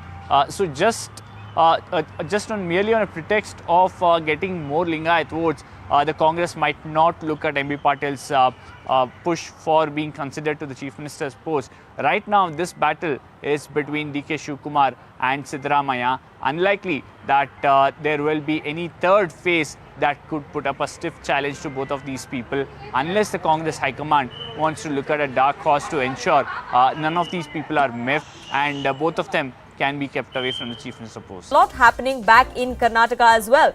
The state has been won. The election is concluded with a decisive mandate for the Congress party, but no decision on the Chief Minister. DK Shivakumar there, meeting Mallikarjun Kharge at his residence. First pictures now coming in of the two leaders. The man who hopes to pip Siddaramaiah and be the Chief Minister of the state. It is now or never for me is what he had said.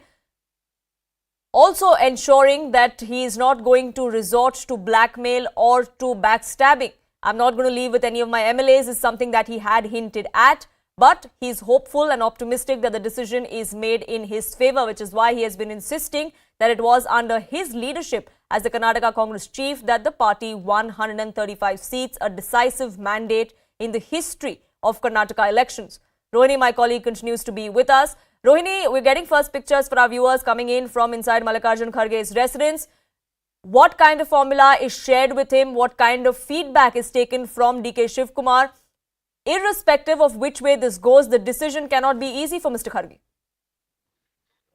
Well, it is a Herculean task for him. And not just that, and to take a decisive decision on this is going to be a real one because, look at it this way now.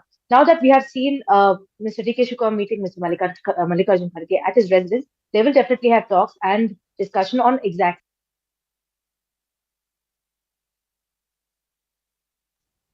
We'll try and reconnect that line with my colleague Rohini Swami, getting us more perspective on this. But senior editor Pallavi Ghosh also joining us on this broadcast, and so is Sharon, who's standing put outside Mallikarjun Kharge's residence. And Sharon, coming to you first, we're getting first pictures from inside Mallikarjun Kharge's residence. For now, all we can see is DK Shivakumar and Mallikarjun Kharge. But have you been able to gather any information as to who else is going to be a part of this meeting, or is this a one-on-one?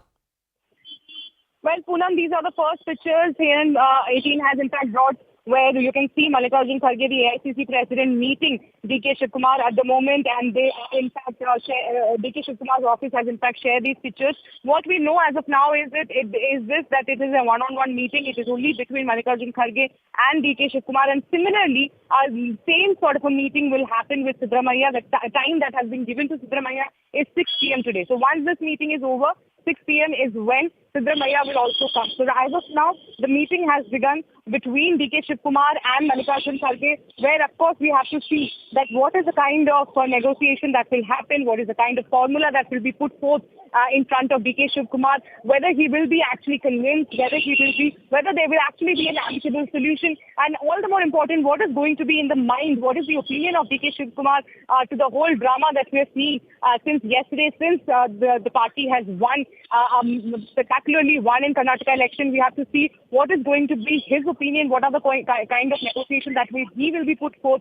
is something that we have to wait and watch for. But you can see the body language where we have seen since DK Shivakumar has landed in the national capital, he was speaking to the media, but when he came to the residence of Mallikarjun Kharge, he did not give any sort of statement to the media, directly went inside, is now meeting with Mallikarjun Kharge, and after this at 6 p.m, another meeting, a one-on-one meeting with Siddaramaiah and Mallikarjun Kharge will happen. Absolutely.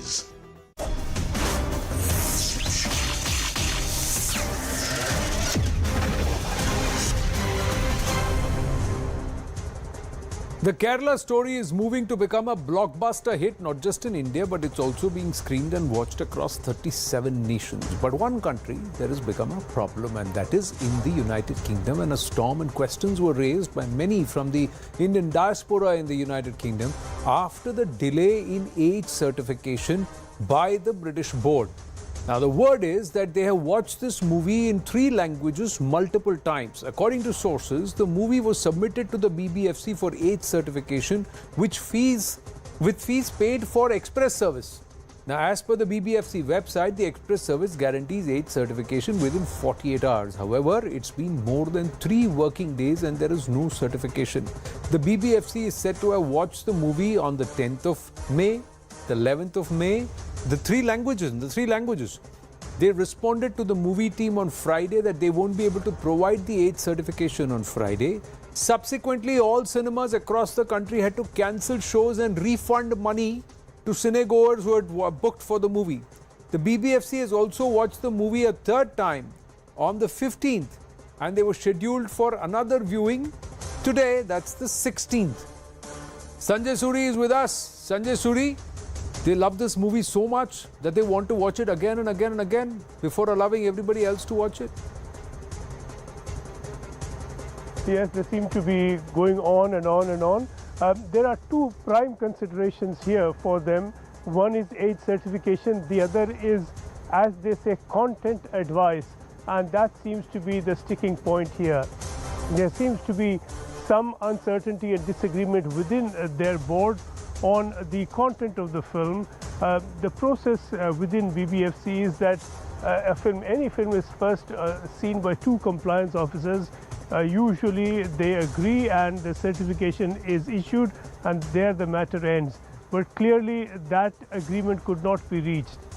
Following that, there is a further process of consultation within the BBFC, where you can have the executive officer, a vice president, president involved, and they are free to launch consultations also beyond that if they choose. And clearly this is a lot of debate now ongoing within the BBFC on this classification. They haven't come to an agreement.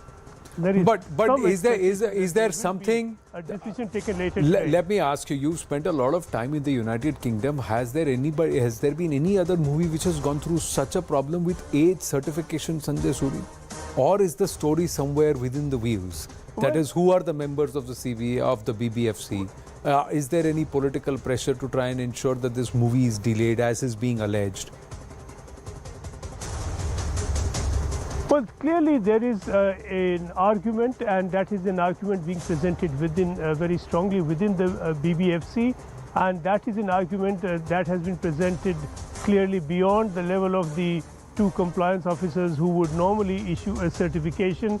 It's not clear what the objections are and whether there is any political pressure on this process. But very clearly representations have been made to BBFC over this film, and there have been arguments presented in support of certification, and these have been growing almost into a crescendo over the last couple of days, and a lot of people are demanding immediate release of this film and not hold it up The film has been released in a number of countries outside India, and there is no reason they say that the United Kingdom should not. But clearly there have been arguments presented over the content of the film, and over the content there are some considerations BBFC has within its mandate. One of those is issues of discrimination, another is about the tone of the film and the impact it would have potentially, and these are of course undefinable standards. Clearly it's a matter of perception.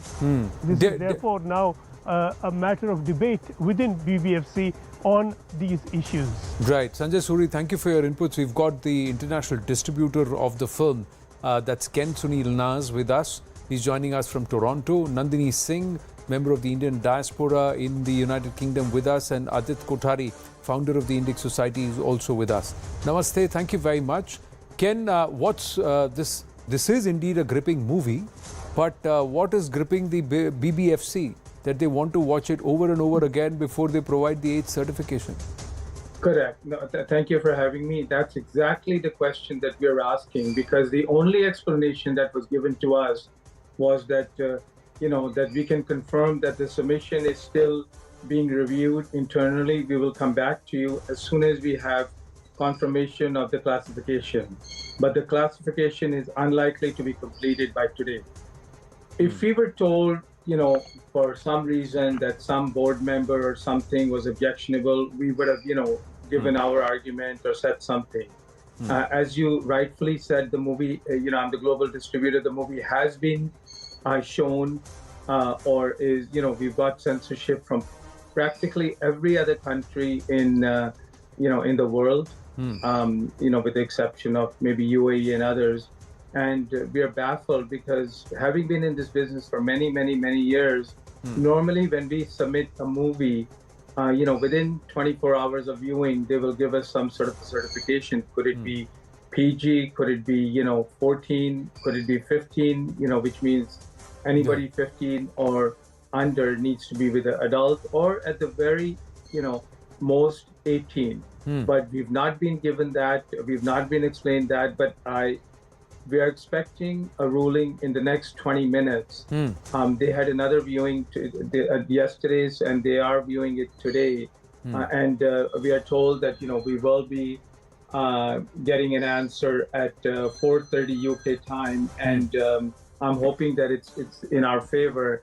But you rightfully said we have lost not only a lot of revenue over the, on practically all the theaters in United Kingdom were sold out. From Friday onward, but all the tickets had to be refunded, and it was a very sad state of affairs, and we still don't have an explanation what is the real reason for this. What's the inside story here, Nandini Singh? Is there more to it than meets the eye? Who is there somebody who's perhaps exerting an external influence? These aspects come to mind because 8th certification should not take multiple viewings, so many viewings for the Kerala story.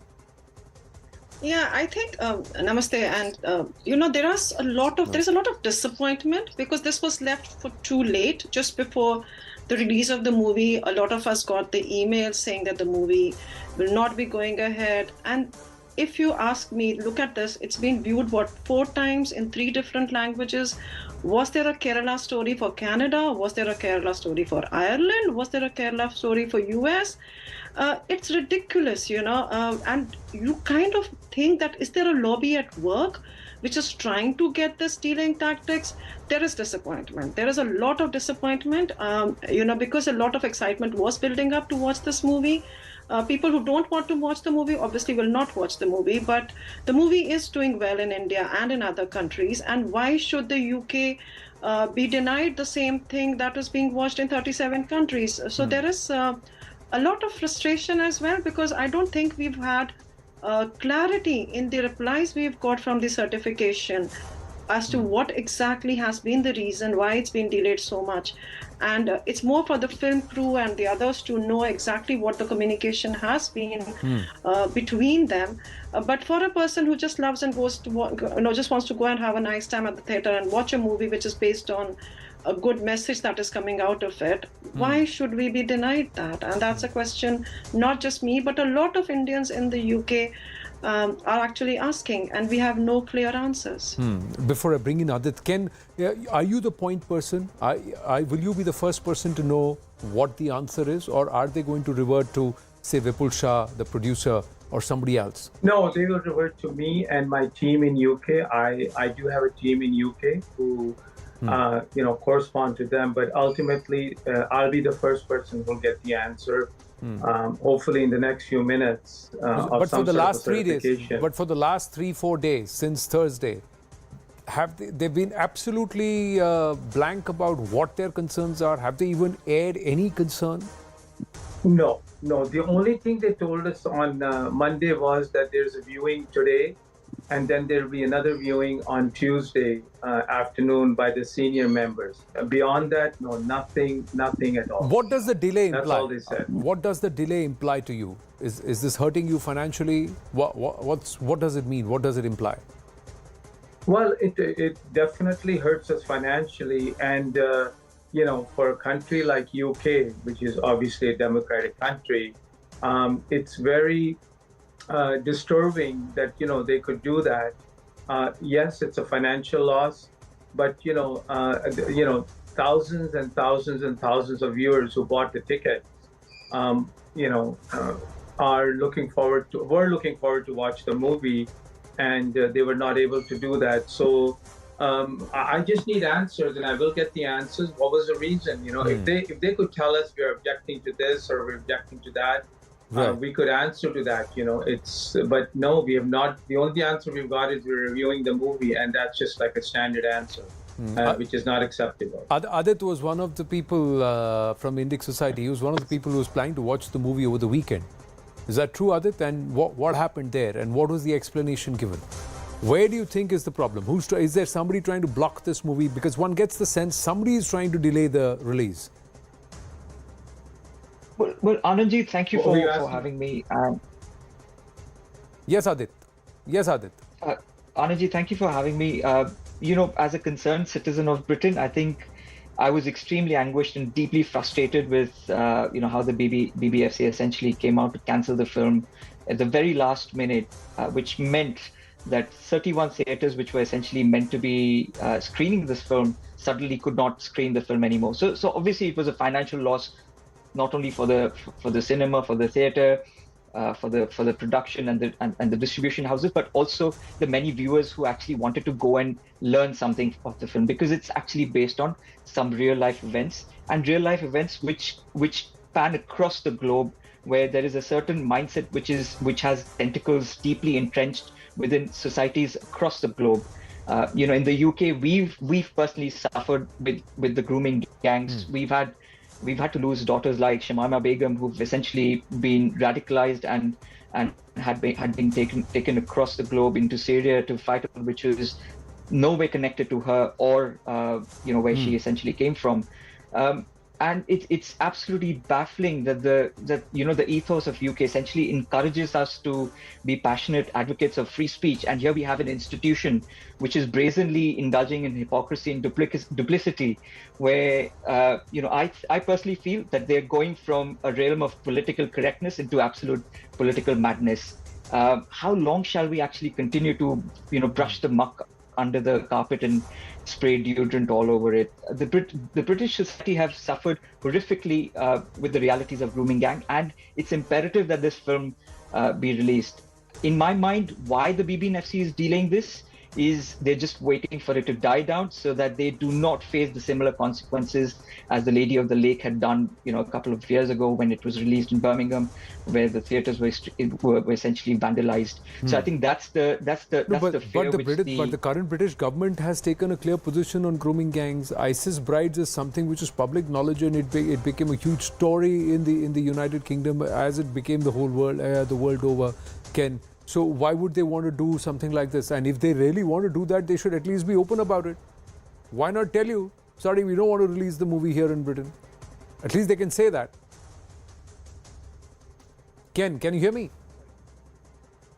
I would totally agree with what you just stated, and I'm so glad about this panel, by the way. I cannot recall a movie that was not approved. You know, they could give it an 18 rating, which means that anybody under the age of 18 cannot go to a movie, cannot go to the theater to see this movie. But I have never heard of a movie that's been, either not rated or, or some reasoning not given. No idea. It's never happened to me. I've been in this business most of my life. And, I've had many movies which are rated 15 plus, which means, like I said, under 15 cannot go in. But this is the first time where there's a delay tactic, and as I said earlier, very disturbing. What are you hopeful of? My final question, I'm running out of time. Adit, as Ken, are you hopeful that they should come to a decision today? Let them give it. What I'm really hopeful for is that we stop having these tendencies to essentially bend over with the fear of extremists essentially coming and attacking us, because the more we bend, the more control we are essentially handing out to them over the discourse of free speech. So yes, absolutely, I hope that census prevail and BBNFC are able to hand out the correct age appropriation certificate, whatever it may be, whether it be UA or whether it be PG-18 or whatever it may be. But the point is that the film needs to hit the cinema so that we, passionate cinema goers and people who are passionate about the subject can go and essentially watch the film. Well, and it's the job of the state police or the UK police and the security establishment to deal with extremist elements, if there are any. And if they are, they will be outed. That's what will happen. But Nandini Singh, Adit Kothari and Ken, thank you very much. You said you're expecting good news in a few minutes. Let's hope we get that. But we've run out of time here on The Right Stand. Zakar ready with brass tacks.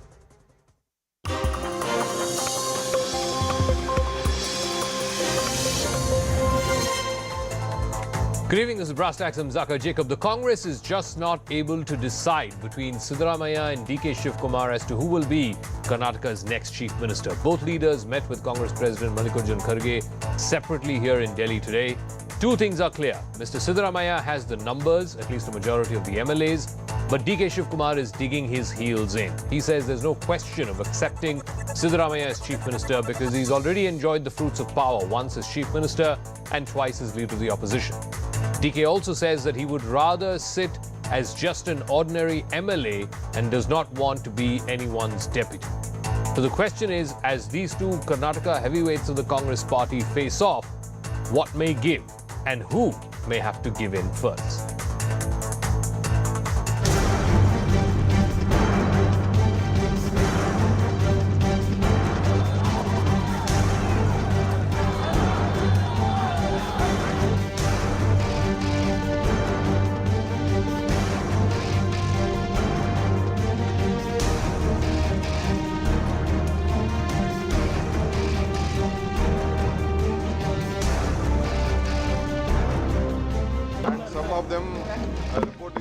Resign and all nothing. My mother is my party.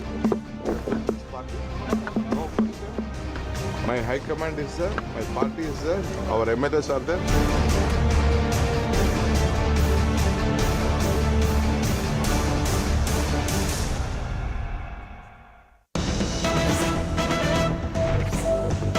So Siddaramaiah had an hour-long meeting with Mallikarjun Kharge, the AICC president, after which he's now driven down and had separate meetings, first with KC Venugopal, the Congress's General Secretary organization, and also, even as we speak, he's having a separate meeting with Randeep Surjewala, who is the General Secretary in charge of Karnataka.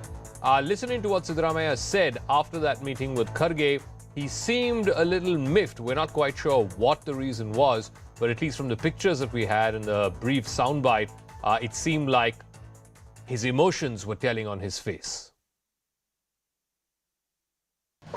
Sidda sir, you had meeting with Mr. Kharge sir. What the people have decided? What do you want to say? Sidda sir, what do you want to say? No, I do not want to say anything.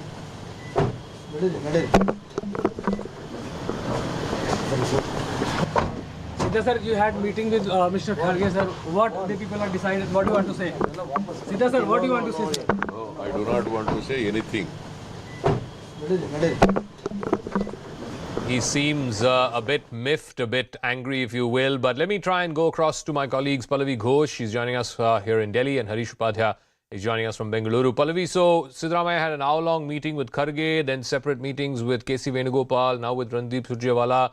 clearly he is, not just making a pitch that he has the maximum number of MLAs backing him, but he's also doing the rounds with these consultations, these meetings. What is his pitch to the High Command that he is the one who's better qualified to be made Chief Minister and not DK Shivakumar? See, the sense within the party is that Siddaramaiah does have the large number of MLAs with him, and he happens to be a leader with mass appeal and someone who has an experience in governance. I know the Congress has a comfort of numbers, but the Congress also, Zaka, has to deal with the fact that this is going to become the benchmark for the electoral campaign of the Congress party in the other upcoming state polls, which is why Rahul Gandhi stressed on the fact that we have to be on track ASAP. We have to fulfill our 5 guarantees so that we can show to the BJP that we are not like them.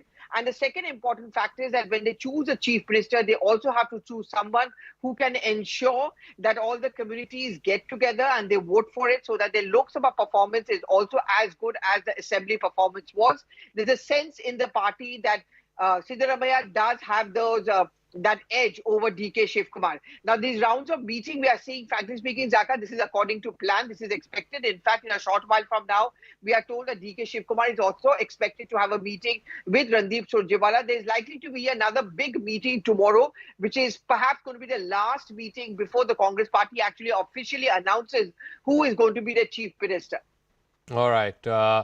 Let me also get a sense from Harish Upadhyay, because earlier this afternoon we had DK Shivakumar come and meet Mr. Kharge. That meeting also went on for an hour, after which I believe he's gone off to his brother's home, DK Suresh, and he'll be staying put there. Is he also having separate meetings? And what I'm curious to know, Harish, is it's clear that DK does not have the numbers, certainly not as much as Siddaramaiah has amongst the MLAs. What gives him the confidence to dig his heels in so much? Well, DK very smartly is not talking about numbers. He's saying that look at Siddaramaiah. He's been leader of opposition twice. He's been a chief minister for full tenure. What has he done for the party? He's a late entrant, that's fine, but what has he done after that for the party organization? Look at my contribution. He's talking about 1999. He says it was SM Krishna who was the KPCC president. There was a massive mandate that he got. He went on to become the chief minister. He's saying there are already several instances where the KPCC president has become the chief minister. That's what needs to be considered. He's also saying that Siddaramaiah has got enough chances, and he's sending across a message that whatever the party does now is also a message that's being sent to the party loyal workers, not just in Karnataka, outside as well. He's also played that Vokkaliga card. Even yesterday when we spoke to him, he said, I had appealed to Vokkaligas, the Vokkaliga community, Swamijis and even Janata Dal supporters. They've accepted my appeal. We will have to see what the High Command is doing. So he's playing these 2-3 cards. He knows the numbers are not on his side, so he doesn't want to bring it up at all. Okay, we'll see which of these yardsticks the Congress High Command goes by. But for the moment, we'll leave it at that. Pallavi Ghosh and Harish Upadhyay for joining us. This is going to be a long night and perhaps a long couple of days because what would have seemed like a straightforward decision for the Congress party is taking days after that historic victory of 135 seats on Saturday. Let's try and put this into perspective. Tom Varakan, spokesperson of the BJP, joining us. Aishwarya Mahadev, spokesperson of the Congress party, will be joining us. Riju Datta of the TMC will be joining the program in a minute. Smita Prakash is editor of ANI, and Nalin Mehta is group consulting editor with Network 18. Aishwarya, in the normal course of things, whoever has support of majority of MLAs, he or she goes on to get elected as the legislature party leader. And in this case, because the Congress is in majority, the de facto chief minister. Why is this taking so long? It's clear, as per numerous media reports, that Mr. Siddaramaiah has not just, it's not a 50-50 or a 55-45 kind of a situation. By most media reports, he seems to have more than 90 out of 135.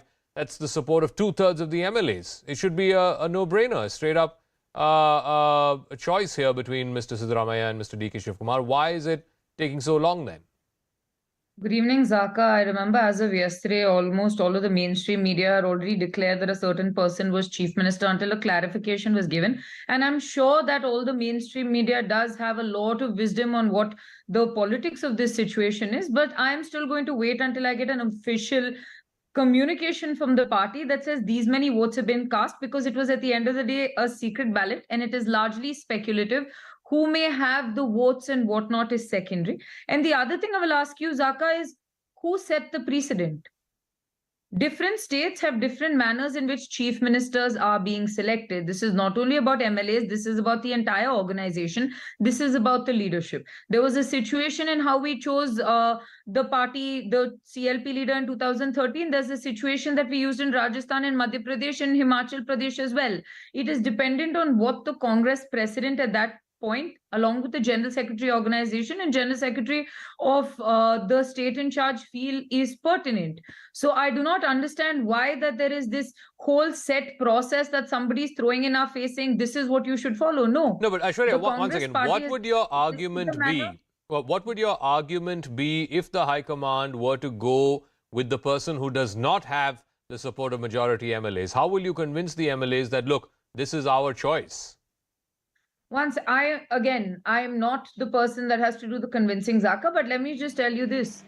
The 135 MLAs form one component of the entire process, right? Because they may be the legislators, but there is an entire organization of general secretaries, secretaries, observers, and coordinators that have worked in each one of the 224 assembly constituencies.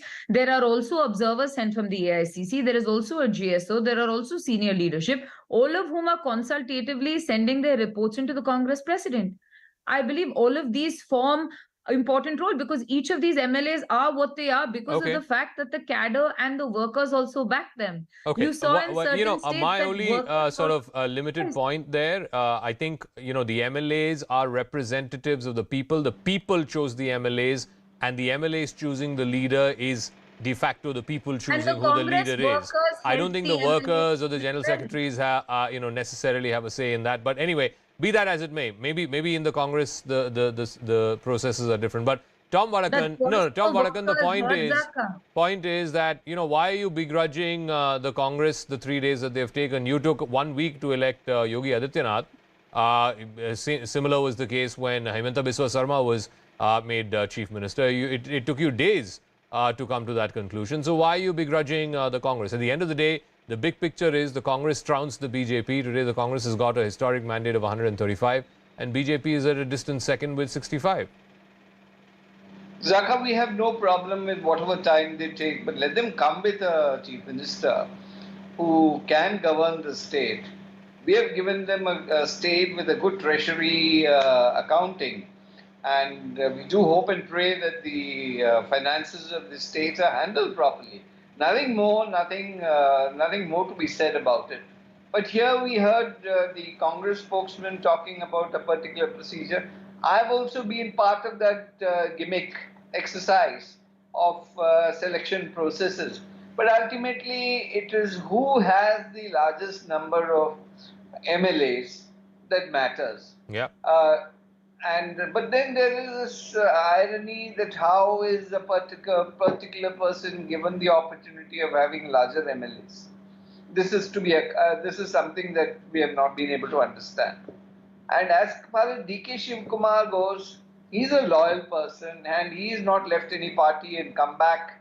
He has done the hard work, and naturally it is. He's also, he's worked so hard for this.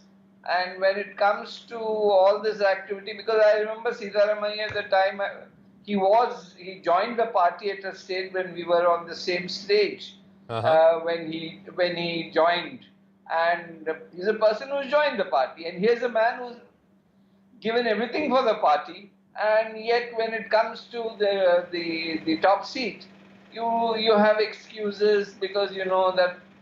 He was not given an opportunity. If he wanted to manipulate seats, he could have. Okay. See, the game is this: how you manipulate tickets, how you manage to get your people into the game, and when you do that, and I think DK Shivakumar was concentrating how to get the party win, and that I think was his defect. Okay. And here's somebody who's been manipulating. So let me ask Smita Prakash this. I keep coming back to this point. Where is DK Shivakumar getting the power to dig his heels in? Yes, he did work hard. Nobody is begrudging him that. But at the end of the day, the leader of the majority party is the one who has the support of the majority of the MLAs. And clearly, in this case, if he doesn't have that, how is he supposed to take all of them along and run a government? How do you know he doesn't, Zaka? Well, there are multiple media reports, Aishwarya, And it's not a 50-50 number. The last number I saw was 90 out of 135. That's 2/3 of the MLAs. That's not a 55-45 situation. But anyway, Smita Prakash.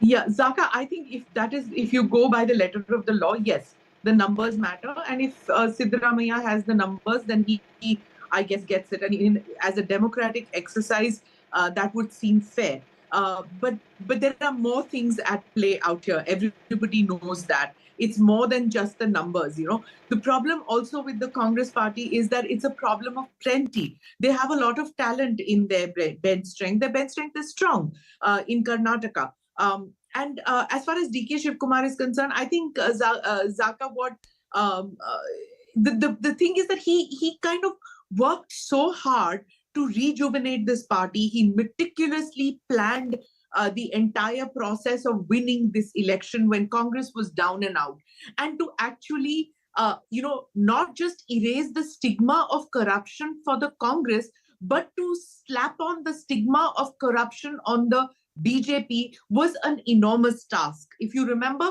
Manmohan Singh's government failed and fell because of that stigma of corruption. And Manmohan Singh went on record to say that it was a matter of perception. And here DK Shivakumar worked, he and his brother just planned and recreated the imaging of the Congress party. In doing that, I think Tom is right. He probably didn't spend enough time to gather support of these MLAs, to look at who the ticket distribution is. And, Siddaramaiah has concentrated on that aspect maybe. I think DK Shivakumar comes across as somebody who's a refreshing politician in saying that he didn't hide his aspirations, that he wanted to be chief minister. He doesn't come from this old guard who say, "Na baba, main to nahi banna chahta chief minister. No, I don't want to be prime minister." Here's a person who doesn't see ambition as something being negative. Okay. He's absolutely been upfront and forthright in that he wants to be chief minister. And the other point which Pallavi picked up is when she said that the Congress will expect that the Congress High Command or the leadership will expect the Congress unit of Karnataka to deliver the same kind of numbers in 2024. Do you think DK Shivakumar is going to work just as hard and plan this campaign for 2024 just as hard if he's diddled off this chief ministership? I mean, I'm not saying that he will be a rebel or something like that, but the steam will go out of him because I'm nobody to say he deserves to be chief minister. It's for the Congress party to decide. But I think it's unfair to put somebody in the dock just because he was working as a backroom person. Okay, so Nalin Mehta, again, obviously MLA support is one consideration. Who has energized the party cadre has to be a consideration, I guess, as Aishwarya said.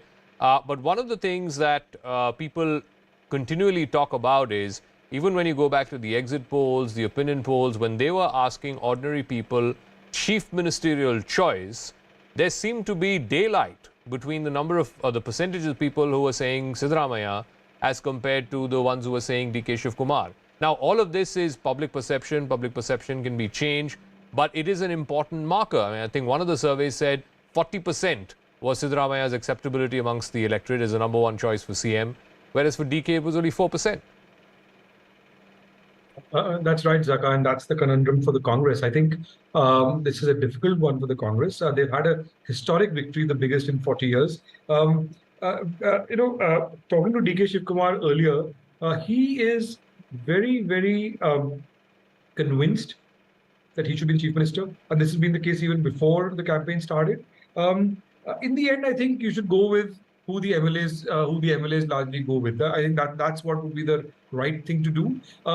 Because the Congress will have to find a way in which it manages the one who doesn't make it, whether it is DK Shivakumar or Siddaramaiah. At the moment, at least all the surveys indicate, and at least some of the information, if it is correct, of what the MLAs voted for in that secret ballot is Siddaramaiah.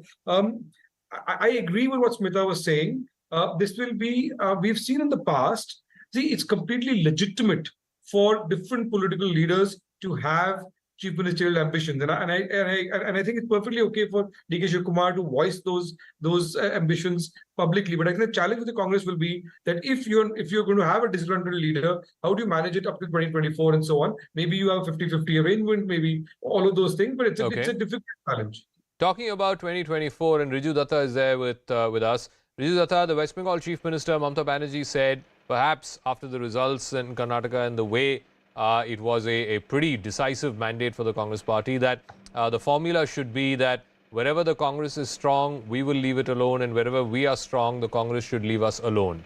Why do you believe that this will be acceptable to all parties, including the Congress? The Congress can turn around and say they are a player in Bengal. Thank you, Zaka. And not after the Karnataka elections, much before the Karnataka elections, Mamata Banerjee said that the regional parties who are strong in their own bastion has proven time and again that they have defeated BJP.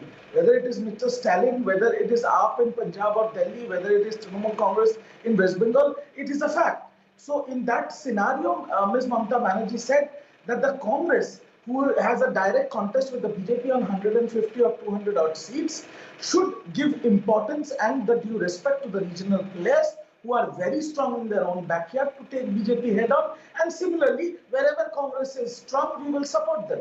But no, but Riju, how will that work? I mean, why should the Congress party settle for contesting just 200 seats out of 543?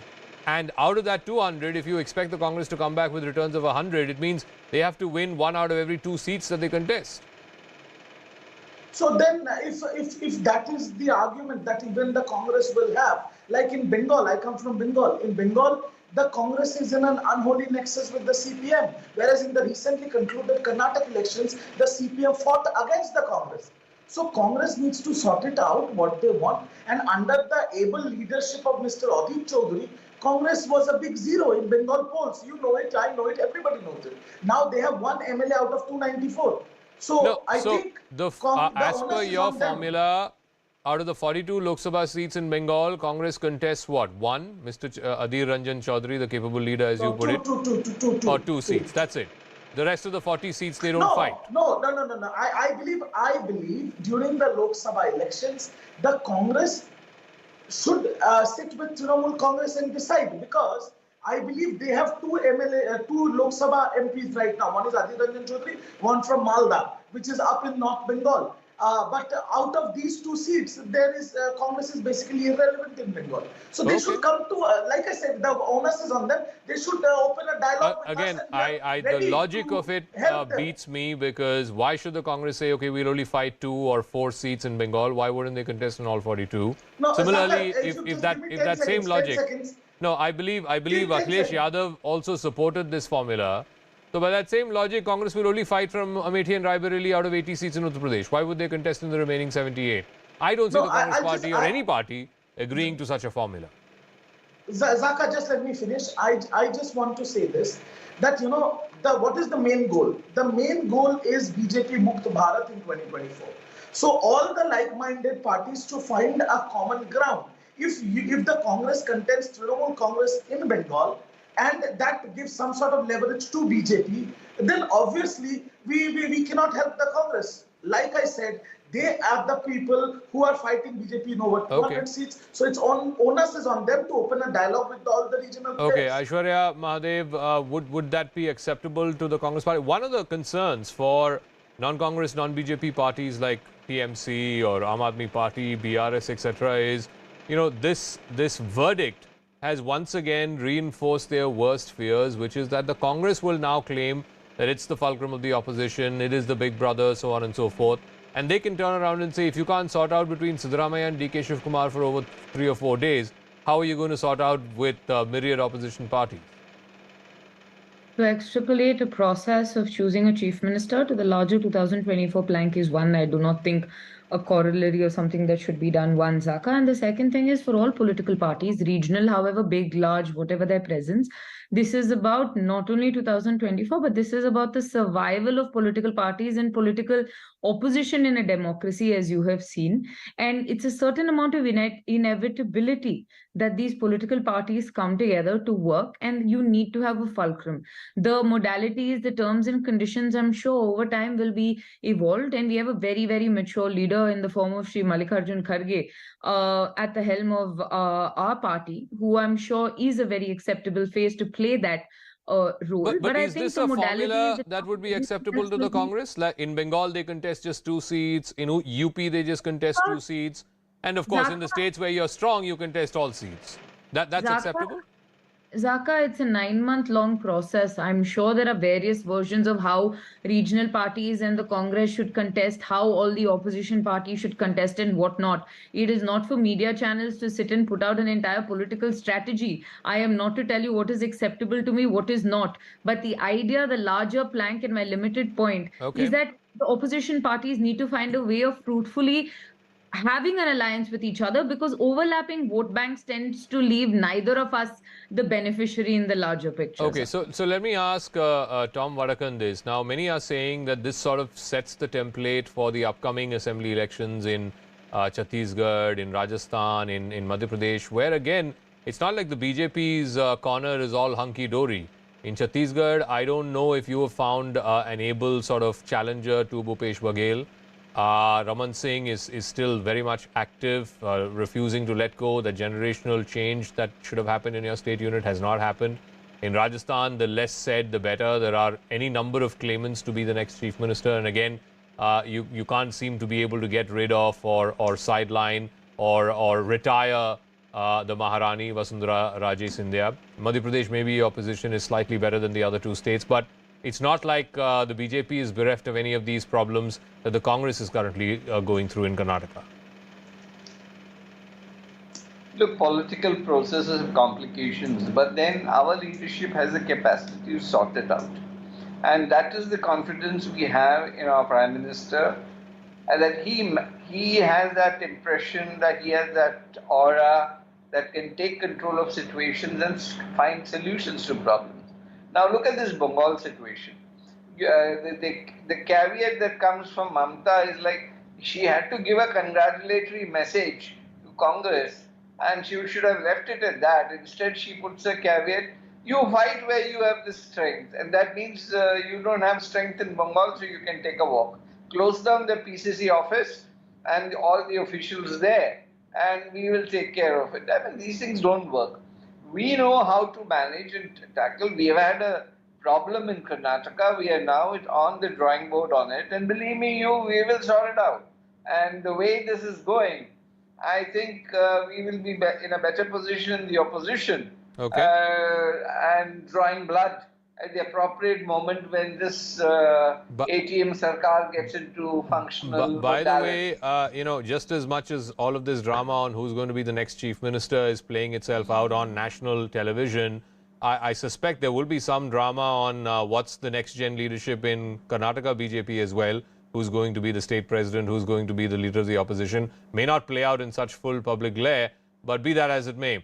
Smita Prakash, one of the points that the DK camp is sort of feeding to press persons and others is, look, Siddaramaiah has already been chief minister once, he's been leader of the opposition twice, and he's not really a dyed-in-the-wool congressman. He came to the Congress only in 2006, whereas DK has been a lifelong congressman. Does that argument cut ice? To a certain extent, yes, that DK Shivakumar rose from the ranks. He's essentially a real congressman as compared to Siddaramaiah, who was an import. But if you see Karnataka politics, I think almost 40% or something, I don't know the exact number, but I think 40% of the people in all the parties are those who have moved from one to the other. So it's not held against them by the electorate. And I don't think a political party also holds it against anybody for being an import for that matter. About the BJP, you're right. I think there's going to be a purge there because they have to. if nothing else, sort themselves out after the mess that they've created with this loss. You also brought about this point about the Congress being the fulcrum in a united opposition. If you see the opposition as a single unit at this stage, it's not yet one. But if you were to see it that by 2024, if it was to morph into a unit, will Congress be the fulcrum?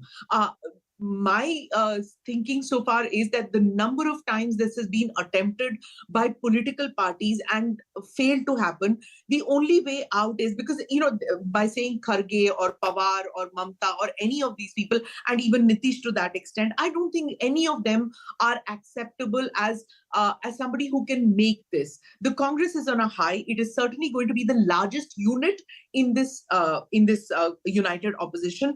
But as far as the fulcrum is concerned, they just need an outside strategist to come and tell them to keep emotions out of this, because politics is a highly emotional game.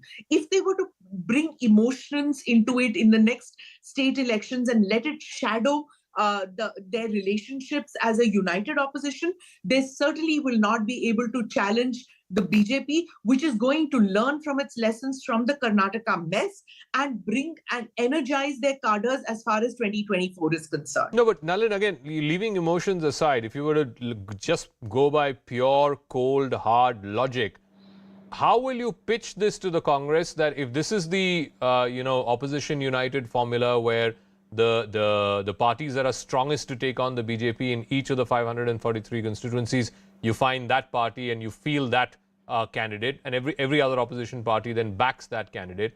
So, like I said, by that logic, Congress should not be contesting any more than 2 seats in UP. How will you sell it? How will you sell this idea? I think it's a very difficult idea to sell because a Congress with its tail up, a Congress which has just done so well in Karnataka, will feel that it's got the wind behind its back. I think in states where the Congress is very insignificant, it can still live with being on the margins in terms of ticket distribution. But in states where the Congress is important, it's going to find it very difficult.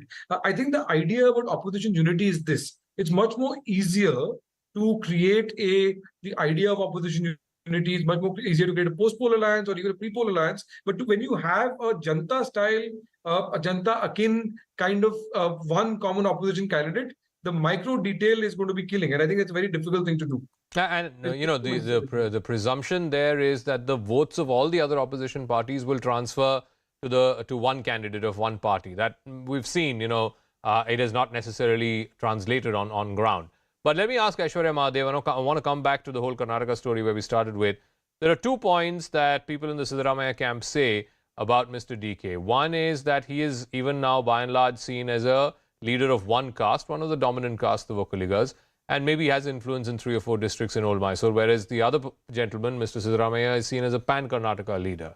The other point that they make is, Mr. DK Shivakumar, and even he acknowledges this, has so many cases that have been filed against him by IT, ED, CBI, etc., that if he were to become chief minister, and then 6 months down the line, let's say 3 months before the Lok Sabha, if a sitting chief minister was to be arrested on corruption charges, that's not a terribly good look for the Congress party going into the Lok Sabha election. Zaka, I think the Congress has a problem of plenty, where we have 2 amazingly experienced and capable leaders that are contending for the top post. They have worked on the plank of collective leadership. They have been assisted by everybody else in the organization. And I think we crafted and scripted history in this. And I think the process will largely tell you who will or will not. On the second point, let me just remind you that if there was that much water with the cases against Mr. DK Shivakumar, do you really believe in the Karnataka elections that the BJP could not have taken action? That over the years that they could not have, even after they took him out of jail, if you look at the Panchnama and if you look at exactly how long it took for them to charge sheet, you realize the political vendetta of it. And a large part of it is also a scheming that has come out to try and, create a little bit of hindrance or a perception of a hindrance for Mr. DK Shivakumar's bid for chief ministership. But I think well and good, when they made him PCC president, they were aware of this. When they gave him the helm of affairs to basically run your strategy for the elections, they were aware of this. I'm very sure when they give him authority in whatever sense and form also, they're also very aware of it and the ramifications of it. But Zaka and the larger part of it, we all know for a fact that how politically motivated a lot of these cases are. And I don't think any of this is going to be a hindrance whatsoever. Let's look at it for what it is. There are two extremely capable CM faces, both front runners. It is a choice for the High Command to prioritize and reward who they believe is a deserving candidate, and that's about it. Okay. Tom Vadakan, final word, and I'm getting a piece of breaking news as well. Tom, it's an internal matter of the Congress party. 3 days is not a long time in politics. They've won a historic mandate. Give them 3 or 5, however long it takes for them to come to a consensus on who the best man is to lead the state of Karnataka. We will give them all the time in the world to form a government, but they need to reply to the people of Karnataka, look, we are going to take on the saddle of governance as soon as possible. Now, as to the question of who amongst these two will make it finally, it is a situation like Rajasthan or maybe Punjab, where I think the time is ticking, and well, we'll watch the game very closely, because this is a case of a person who has given all his lifetime for bringing up the party, and the last minute he is told to sidestep because there are cases or whatever is pending against him. And if you have decided your mind, why don't you say that outright, and why are you taking 3 days? Okay. All right, we'll leave it at that. It's quite piquant. Tom, a BJP spokesperson, batting or making a case out for why DK Shivakumar, the loyal congressman, should be considered this time. But we'll leave it at that. We'll go to a piece of breaking news that's coming in. KC Venugopal, the powerful organizing general secretary of the Congress party, has now arrived at the residence of Mr. Kharge. Remember, Siddaramaiah had just met Mr. Venugopal at his residence just about an hour or so ago. So now high-level meetings happening at Mr. Kharge's residence. The ball, in a sense, is in Mr. Kharge's court. He has met with separately both DK Shivakumar as well as Siddaramaiah. He's heard them out. He also knows the views of the MLAs. It's just a question of him now coming out and making that announcement. So let me go to Pallavi Ghosh. What's being discussed there between KC Venugopal and Mallikarjun Kharge, and really what's the hold up? Mr. Kharge is an insider here. He's from the state of Karnataka. He knows both DK and Mr. Siddaramaiah like the back of his hand. What's the delay here? So the decision will not be taken only by Mr. Kharge alone, though he's the Congress president. So clearly there's KC Venugopal, Randeep Surjewala inputs coming in from Rahul Gandhi. See, there are two things which are being discussed. One, of course, immediately the CM face has to be announced. But more importantly, and I think the most critical, this is what we've been talking about since morning, is the government formation. There's been a wish list of sorts given by Rahul Gandhi. That is also something which is being sorted out, because depending on that, will also be a clarity on who becomes the chief minister. Now, for example, if Siddaramaiah becomes the CM, then you'll also have to compensate by giving DK Shivakumar a very meaty portfolio. But at the same time, there are other people like G. Parmeshwara, there is MP Patil, women, SC, ST, Muslims. All of them have to be accommodated, and that is what is proving to be a headache. Essentially, we expect another round of meeting tomorrow. Different inputs are being taken. Siddaramaiah, we may know, met KC Venugopal. He's meeting Randeep Surjewala. So his point of view is going to be given to both of them. And whatever has been spoken to KC Venugopal is now being conveyed to Mallikarjun Kharge. The ultimate call will also, of course, be taken by a team of 3, which is Kharge, Venugopal, as well as Randeep Surjewala. But clearly, the Gandhi is also being kept in the loop. So DK's contention has been that he doesn't want this, power sharing formula or transfer of chief ministership after 2 years or 2.5 years. He's clearly against that. And we're given to understand that he's also not amenable to this whole idea of deputy chief minister. He'd rather just be an ordinary MLA. Or is that just posturing? I don't know. I mean, I do speak to top Congress sources over here, and they said this is something which has never ever been conveyed to us by DK Shivakumar. He hasn't shown any reservation about not taking this post or not taking that particular portfolio. But clearly, there's a loyalty factor, and DK Shivakumar, in that sense, is someone which the Gandhi family, particularly Sonia Gandhi, will always be, kind of grateful for. But the value and importance of DK Shivakumar doesn't end with the end of Karnataka elections. They are Lok Sabha elections. The Congress wants to do well. 15 to 20 seats at least is what they are looking at. And for that, DK Shivakumar becomes extremely critical and important factor. So I don't think the Gandhis or anyone from the Congress party at this point of Zaka can afford to anger or, distance themselves. But Congress is very categorically telling me that, we have not faced any threat, no blackmailing, nothing has come from DK Shivakumar so far. But we do also understand that he has his ambitions, which anyone is allowed to have. And very quickly, I believe that you had put out this information in the afternoon also about Rahul Gandhi saying that we have a Lok Sabha election to fight and Karnataka is an important state. And to that extent, they do need DK Shivakumar and his organizing ability and his ability to, mobilize the cadre and so on and so forth. So if they were to offer him some plum portfolio or senior cabinet position and he accepts that, the Congress party, the High Command is okay with him being both that as well as KPCC president? It is one man, one post is something I don't think the Congress party will have a problem with. I mean, we saw them breaking that rule when it came to Madhya Pradesh, where Kamal Nath was both the chief minister and the PCC chief for a long, long time. And as I said, I mean, the Karnataka electoral results are important not only because of the big win they've given to the Congress, but that's the calculation.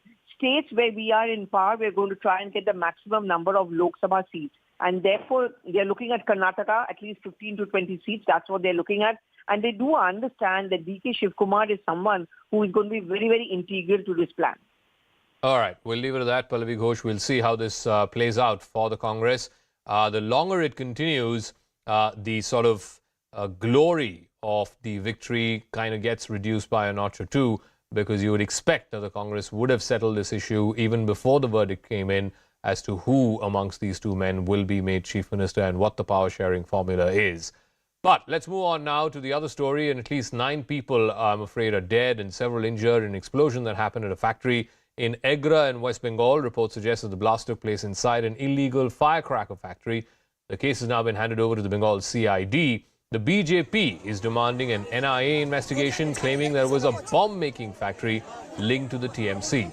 BJP President Shukanta Majumdar has written a letter to Home Minister Amit Shah demanding an NIA investigation.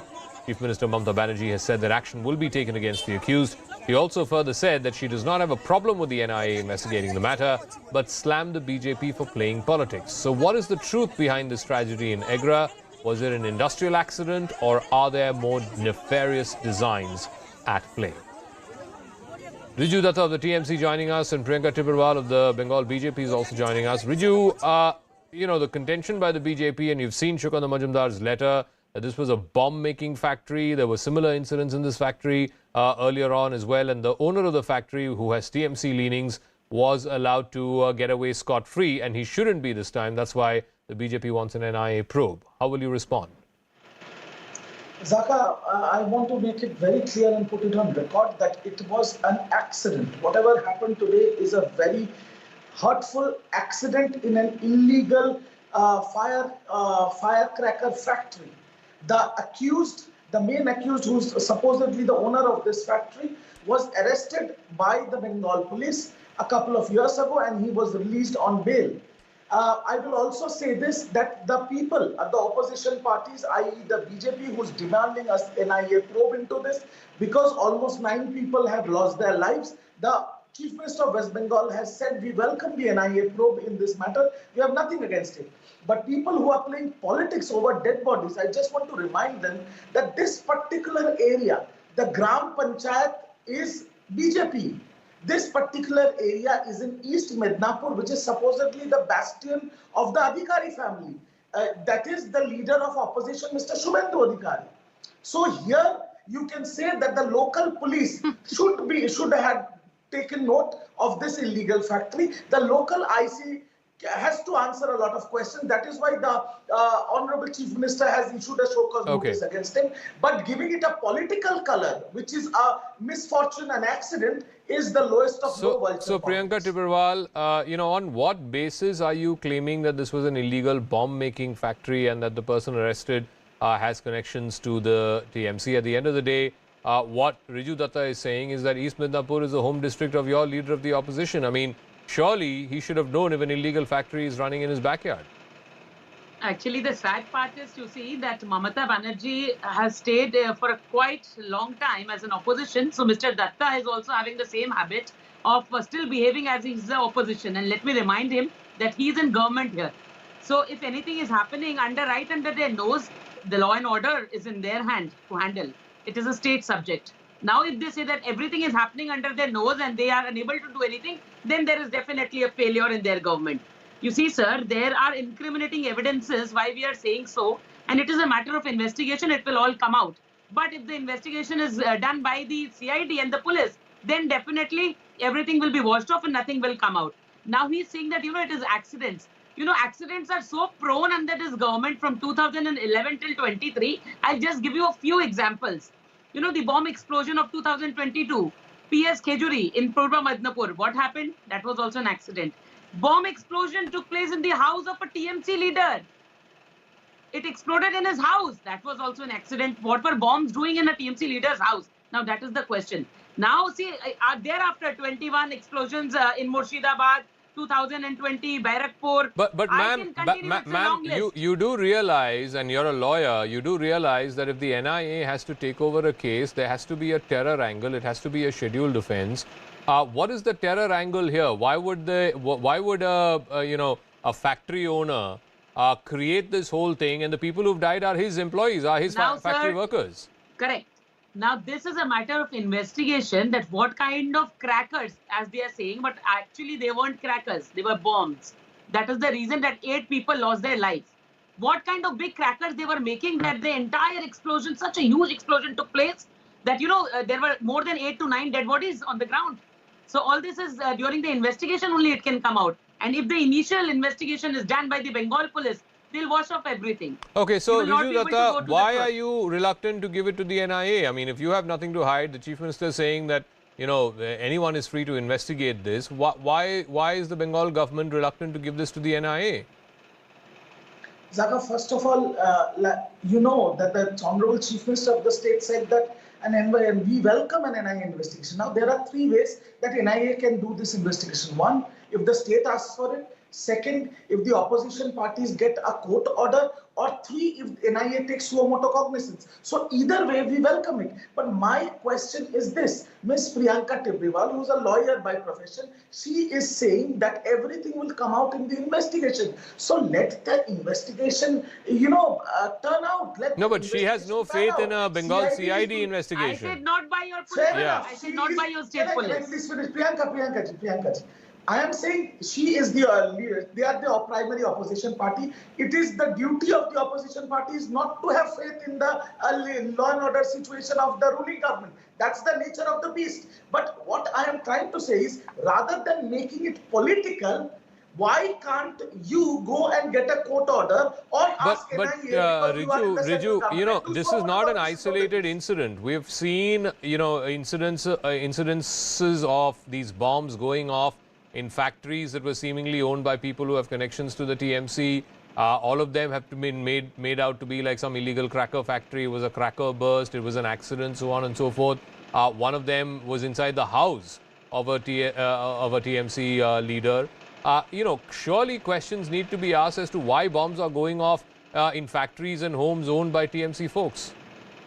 Zaka, I will also, try to jog your memory that when an ex-MP of BJP, Mr. Arjun Singh, when he was in the BJP, there was some chocolate bombs that were thrown at his door, and there was an NIA investigation by the BJP. Now he has come over to TMC. Nobody knows what happened to the NIA investigation. Our minister, Zakir Hussain... I will apprise you regarding the same. Let me just... Ma'am, finish kar lo, aap fir boliye. Our minister, Mr. Zakir Hussain, he was targeted. He almost lost a leg and couple of people died. That was also under NIA investigation. We still don't know what has happened. Again, I will say that we welcome an investigation, NIA investigation, but always remember this. If law and order is a state subject, the ruling party of the state will never do anything untoward because the onus will come on them. So please do not do vulture politics on every misfortune, every accident where innocent people have lost their lives. That is only my humble submission. Okay, Priyanka Tibrewal, you are behaving like political vultures. You are, dancing on the dead bodies of these people is the accusation from the TMC. Sir, these people who are losing their lives are falling prey to the entire illegal activities which are being practiced by the TMC and their leaders. Now, a few months back, there were electronic detonators which were seized from West Bengal. There were a number of places where crude bombs were seized, and we had heard the chief minister saying that, you know, do more and more raids so that you can catch out, the more and more crude bombs can come out. When the chief minister herself knows that this trade is going in West Bengal, then tell me why is she unable to stop it? Because as the syndicate of cut money is practiced here, from top to bottom, all are involved in this. And the chief minister, knowing very well, also doesn't have the audacity to control her party and her leaders. Okay. Riju Datta? Okay.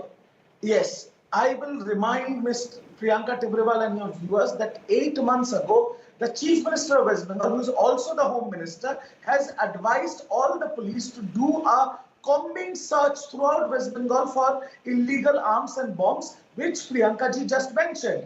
Now, all the things that, all the incidents where bombs, pistols, illegal weapons have been collected, which Ms. Tibrewal is mentioned, is because of the work of Bengal police. If they have not caught it, if the media wouldn't have reported it, you wouldn't have come to know about it. So Bengal police is doing an exemplary job.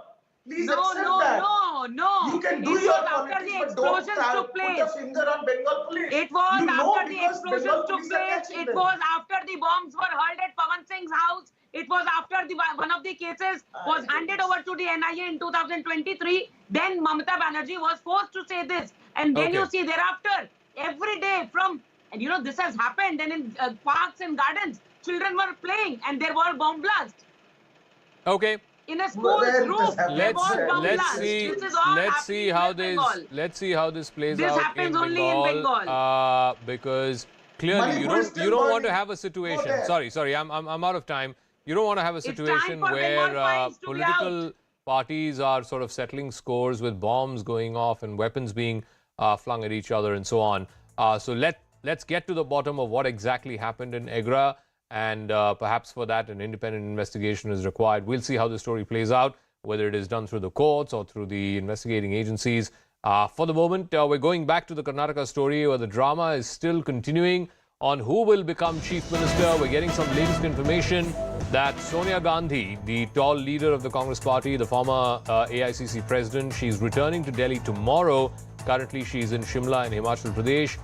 A decision on who will be the chief minister will be taken in the afternoon after final consultations with Sonia Gandhi, before which the High Command, which I'm presuming here is Mr. Kharge and perhaps even Mr. Venugopal, they will once again call on both the PCC president, that is Mr. DK Shivakumar, and the CLP leader, that is Mr. Siddaramaiah. So I guess one way or the other, we are likely to get a decision on who the chief minister will be tomorrow.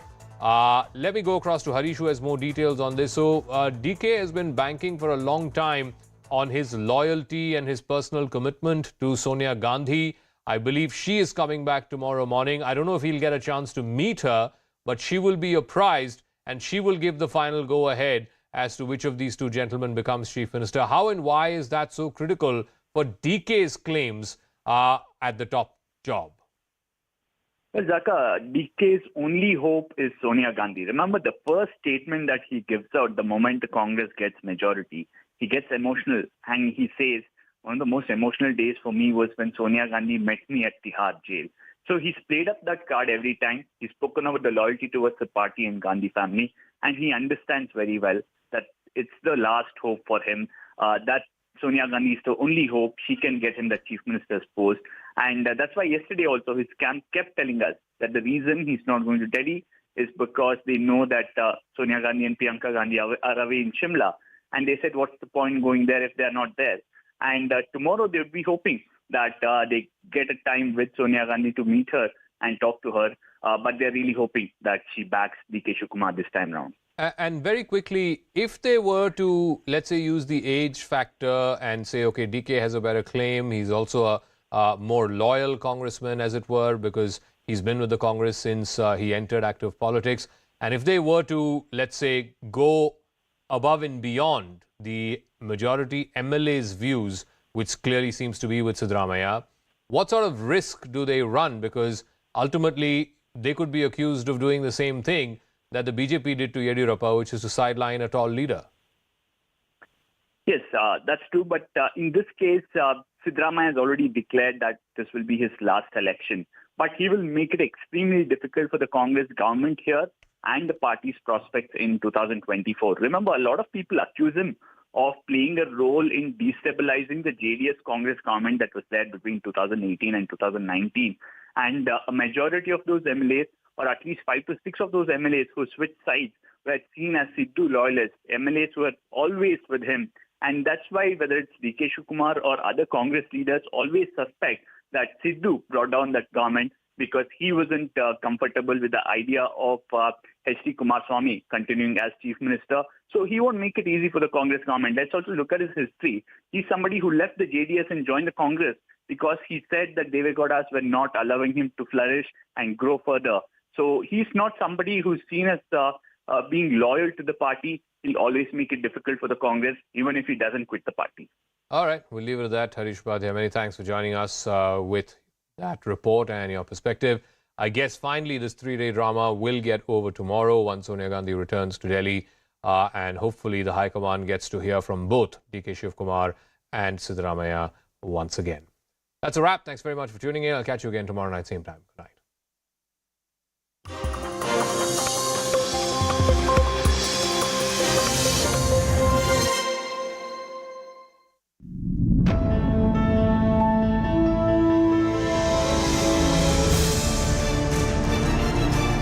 What's going on in the Congress party? They say that Sonia Gandhi never said this, and we did scan the speech. She hasn't quite said this. Then why did you put it up on a tweet, and why are you sticking to that tweet?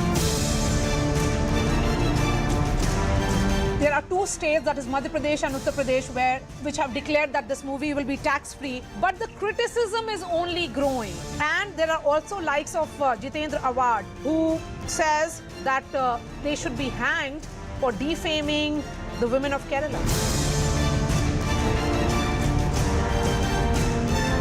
Congress party has said 32,000 kaha tha, 3 nikle. This is nothing but BJP propaganda. Are you telling me the Congress position is that 3 lives are disposable? It is okay for 3 girls to have been entrapped by a terrorist organization?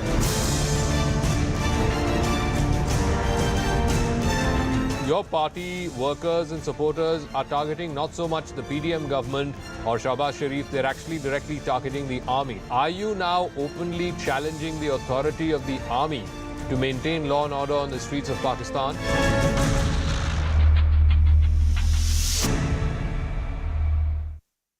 Leadership, all of whom are consultatively sending their reports into the Congress president.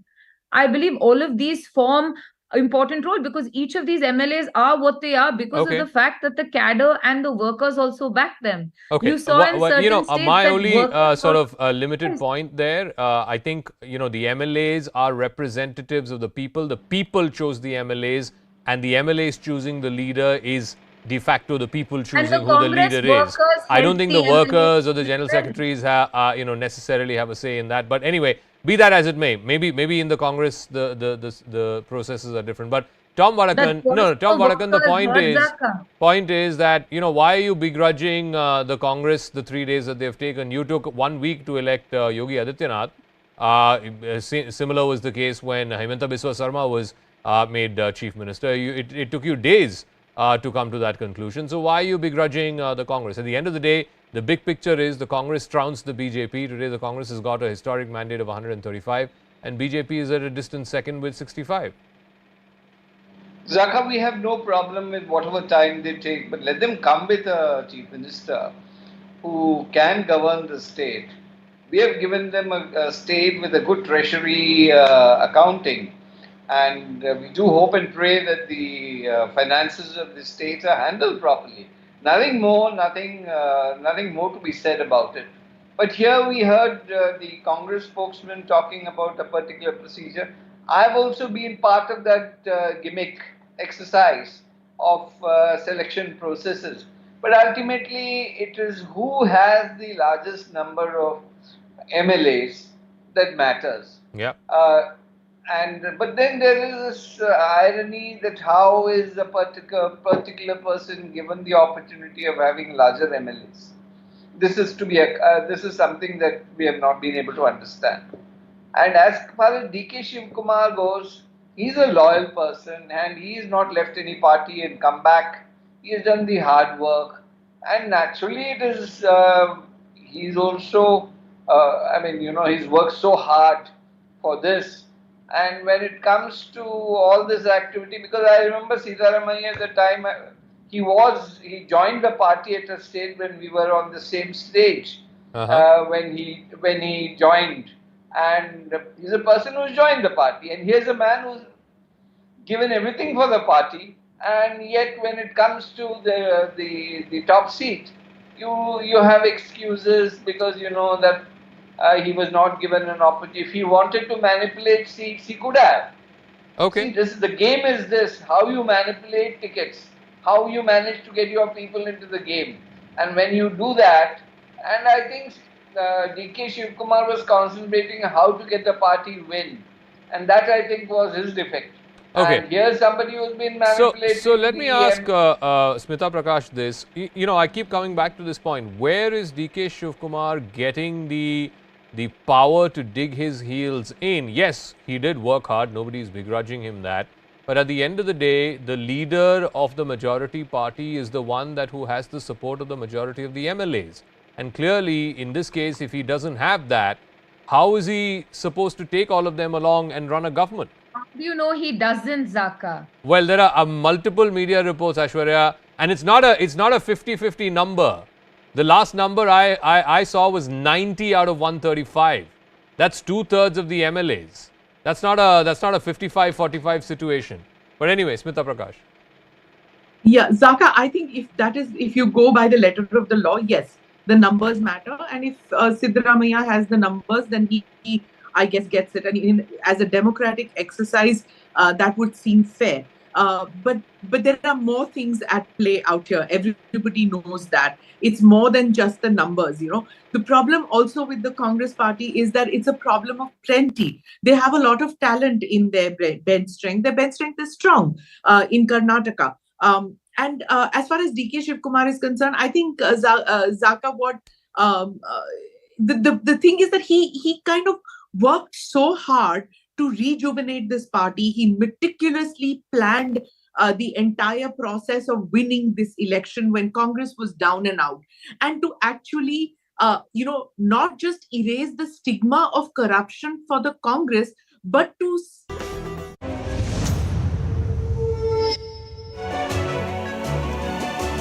Hello, Namaskar. This is First Post and you're watching Vantage with me, Palki Sharma.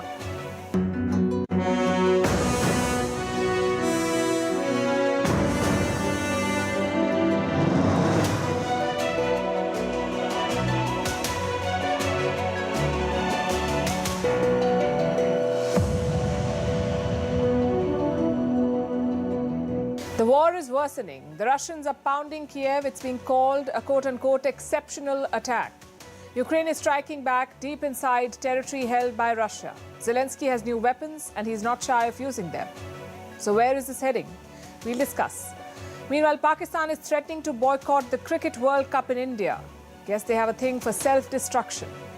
In the US, they're close to a dead default. I'm talking about the US government. It'll be the first ever in their history if it happens, but President Biden says he's optimistic.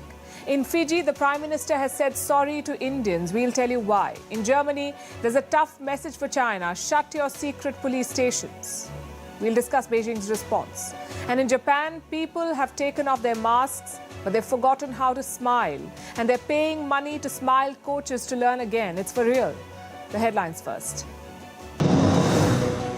Large-scale corruption ring reportedly exposed at Ukraine's Supreme Court. Its Chief Justice has been held in a $2.7 million bribery probe. The European Union has made fighting corruption a precondition for Ukraine to join the body. South Africa's army chief visits Moscow. His trip comes just days after US accused it of supplying arms to Russia. South Africa says it's simply a quote-unquote goodwill visit at the invitation of the Russian army. President Cyril Ramaphosa did not deny the US charge while promising an investigation. Japan and China make their first call on a defense hotline. The hotline was launched in March after years of negotiations. It aims to avoid unexpected clashes in the East China Sea. Cyclone Mocha devastates Myanmar. More than 40 people dead in the Rakhine state. The persecuted Rohingya community lives in these worst-hit villages. Mocha was the most powerful cyclone to hit the area in more than a decade. Vodafone's new boss announces massive layoffs. The British mobile phone giant will cut 11,000 jobs in the next 3 years. Vodafone will be axing over 10% of its global workforce, the biggest job cuts in the company's history. And the bitter truth about artificial sweeteners. The World Health Organization advises against using them. It says these sugar substitutes do not help you lose weight. In fact, using them could increase the risk of diabetes and heart disease.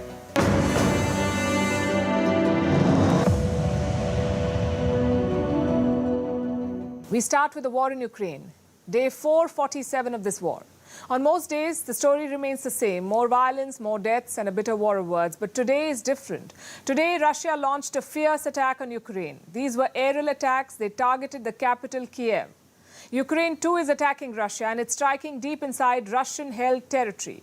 The intensity of the fighting has increased. So has the urgency.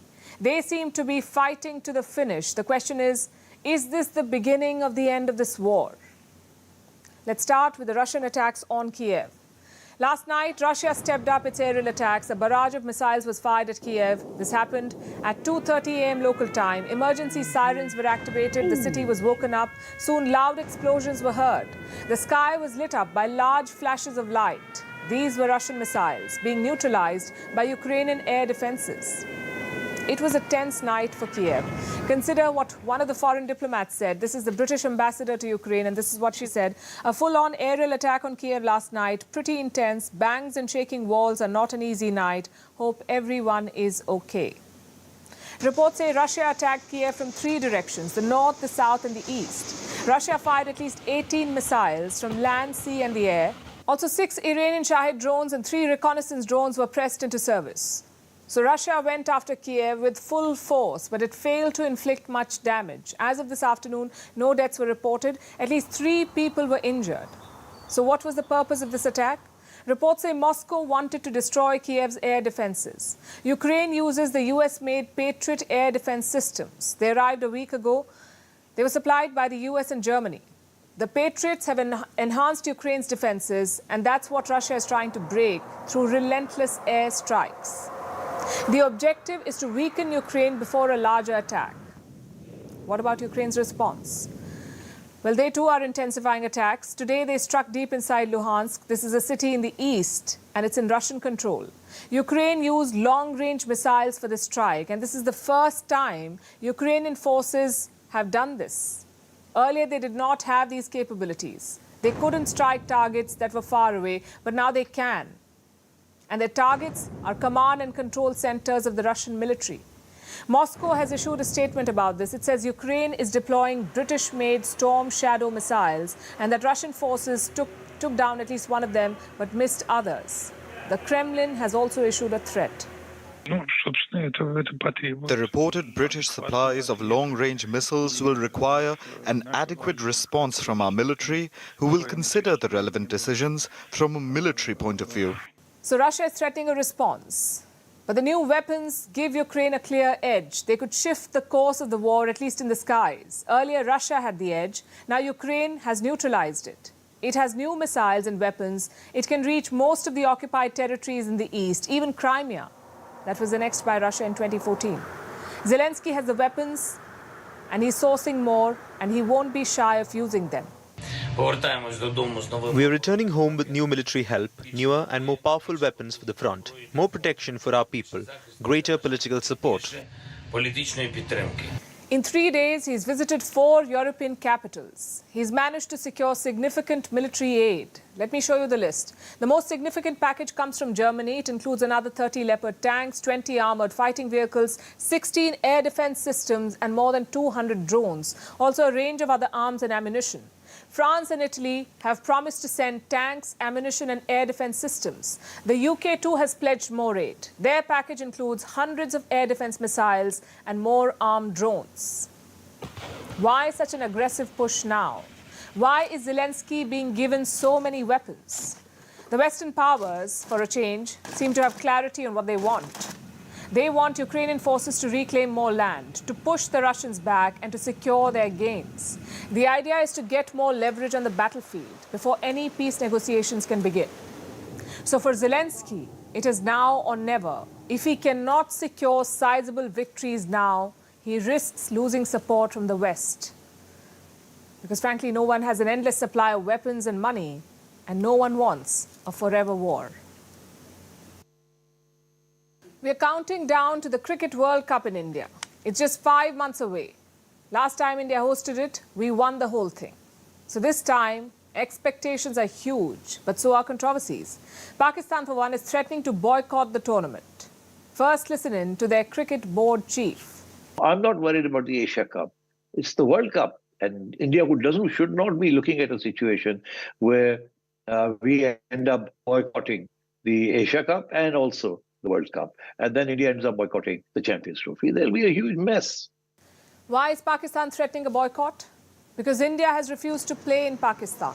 There's another major tournament scheduled before the World Cup. That's the Asia Cup. It's slated for September and Pakistan is hosting.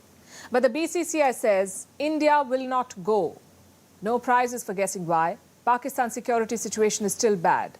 More than 430 terror attacks were reported until April. Total casualties, more than 850 people dead and injured. So naturally, the BCCI is wary. You see, the men in blue are not just a cricket team for us. They represent a lot more. They're India's global ambassadors. So sending them to Pakistan is a huge risk. When India objected, Pakistan came back with a plan. What if Team India's matches were played elsewhere, perhaps in the UAE? The other teams could still play in Pakistan. Well, no luck so far. Sri Lanka, Bangladesh and India have rejected this plan, and each for their own reason. Which brings us to the World Cup in October. Pakistan wants to play tit for tat. They say, if you can't play in Pakistan, we won't play in India. And what is the BCCI saying? No official statement so far, but from the looks of it, they won't budge. Not unless the ICC decides to intervene. That's the International Cricket Council, ICC. Now, what do we make of this Pakistani threat? Are they serious or are they bluffing? Just look at what's happening in their country. Until last week, the BCCI had just one worry, and that was terror attacks. But now there's a full-blown constitutional crisis in Pakistan. You have protests, you have crackdowns, and you have tanks rolling on the streets. Pakistan cannot handle one ex-cricketer. Can they really handle dozens from India? Seems unlikely. The fact is, Pakistan's security situation is not acceptable. Certainly not for Team India to visit. So what's the solution? Maybe the ICC can broker some deal, perhaps convince India to play its matches outside Pakistan or simply pull the entire tournament from the country. And that's the big worry for Pakistan, really. If they lose hosting rights, they also lose a lot of money. How much money are we talking about? Around $3 million. So Pakistan needs the Asia Cup. They need the revenue more than the actual trophy. It's unfortunate for Pakistani fans, but they should know who to blame. Their own politicians and generals. Time for a short detour. Do you know why Pakistan doesn't host major tournaments anymore? Because of what happened in 2009. The Sri Lankan team was attacked by terrorists. 6 of them were wounded in the attack. It was after 2009 that cricket left Pakistan, and now we are told things are different. That Pakistan is safe again. I can tell you what the stock arguments are. Sri Lanka toured Pakistan in 2019, England toured in 2022, Australia also toured in the same year. But here's a question. Does Pakistan sponsor terror attacks in Australia? Does it claim sovereign English territory? Does it send terrorists to attack Sri Lankan cities? I don't think so. They're capable of it, but they haven't really done it yet. But India has suffered all of it. So the Australian team may feel safe in Pakistan, but an Indian team will not, especially the most powerful and popular team in Indian sport. That's one part of the argument. The second is linking politics and sports. A lot of people will say, don't do it. Don't link politics and sports. But how many of them have a neighbor who uses terror as state policy? I guess none. The last India-Pakistan bilateral was played in 2012-2013. Pakistan came to India back then. The year before that, in 2011. India hosted the World Cup. Team India played Pakistan in the semi-finals. Former Prime Minister of India, Manmohan Singh, invited the Pakistani Prime Minister to watch the match. You may remember these pictures. It was called cricket diplomacy. Let's go even further back to 2003-2004. The Indian team travelled to Pakistan. This was just 4 years after Kargil. It was called a big diplomatic gesture. But what did India get in return on all these occasions? Betrayals and more terror attacks. You see, the idea of linking politics and sports is not some outdated and narrow ideology. It's happened throughout history. And India has a valid reason to do so. Why make money for the Pakistani Cricket Board? Why give lucrative IPL contracts to Pakistani players? And don't get me wrong, this is not about punishing the Pakistani public or their players. This is about putting a squeeze on the top bosses. It's much like how sanctions work. So Pakistan would do well to get its own house in order first. Perhaps figure out how to deal with their raging captain before hosting neighbours. This is a tale of two economies. One is a superpower in decline, struck by political paralysis and staring at a default. The other is an emerging power with a decisive leadership and the world's fastest growing economy. I'm talking about the United States and India. Both countries are major economies, but they exhibit a stark contrast. I'll tell you how. And we are starting with the United States of America. For the first time in their history, the US could default on its debt. The government is running out of cash. The budget is being held hostage by political divisions. I'm talking about the US debt ceiling. And we've discussed this before on the show. The US government is about to hit its borrowing limit. Their only option is to raise the cap, to raise the debt limit. Right now, it's a little over $31 trillion. May sound like a lot of money, but it isn't enough for them. Team Biden wants to increase this limit. The opposition is not on board. And that is why America is close to a debt default. They have an odd system in place. The government cannot just borrow the money it wants. It needs the approval of the Congress. And that involves convincing the Republicans. But they're playing hardball. So no, I don't think we're in a good place. I know we're not. This ignoring the problem, thinking it's going to go away, he could bumble his way just into a default like he did on the border. That message was for Joe Biden. The Republicans are supposed to meet the president tomorrow, and he's running out of time. He must strike a deal within 2 weeks, else the U.S. could face international humiliation. For the first time ever, the U.S. could default on its debt. The U.S. Treasury has written a letter to the Congress. What does it say? It says Washington has time till the 1st of June. If the debt ceiling is not raised till the 1st of June, there will be a default. So the risk is real. Wall Street is preparing for the worst-case scenario. Banks, brokers and traders are making plans. They fear a default will disrupt the market. So they're building cash reserves. They're planning how future payments can be handled, and they're preparing contingency plans. Now, let me underline this. We are talking about the world's largest economy here, the US economy. A few months ago, some of their banks collapsed. And there was a ripple effect across the world. Imagine what would happen if the US government defaults. A new crisis is certain. It's hard to predict how bad it will be, but President Biden is optimistic. He says he can reach a deal. Look, their position and where what I've learned a long time ago, and you know as well as I do, it's never as good to characterize a negotiation in the middle of a negotiation. I remain optimistic because I'm a congenital optimist. Well, we wish him well. But the fact is, his government is being held hostage over the budget. Compare this to India. No such crisis here. The economy is doing much better. Inflation is under control. There is no policy paralysis. In fact, the Indian economy is now driving global growth. Let me show you an assessment from Morgan Stanley. It believes India will contribute 16% of the global GDP. 16%. Let me quote from that report, in fact. India's strong growth outlook stands out as the best among large economies, and we forecast it will contribute 16% to global GDP growth over 2023-24. And what's working in India's favor? If you go by the report, it lists a lot of positives. Strong domestic demand and rising services export. The economy has largely recovered from the shock of the pandemic. Again, I have some numbers. GST, or the Goods and Services Tax collection, has increased by 35% from pre-pandemic levels. Services exports have increased by 84% since October 2020. Passenger vehicle sales have also shot up by 131%. Again, this is an improvement from before the pandemic. So India has not just managed to bounce back, the Indian economy is in fact performing better than before. The point we are making is simple. These are times of economic uncertainty. Every day there are reports of job cuts. Not too long ago, there were predictions of recession. At a time like this, while India is driving global growth, the US is adding to global worries because of their domestic politics. Qatar could soon have a top job at the United Nations. It's been nominated to lead the ILO, that's the International Labour Organization. Think of it as the labour police. They protect the rights of workers, they suggest reforms, and they also prepare reports on various countries.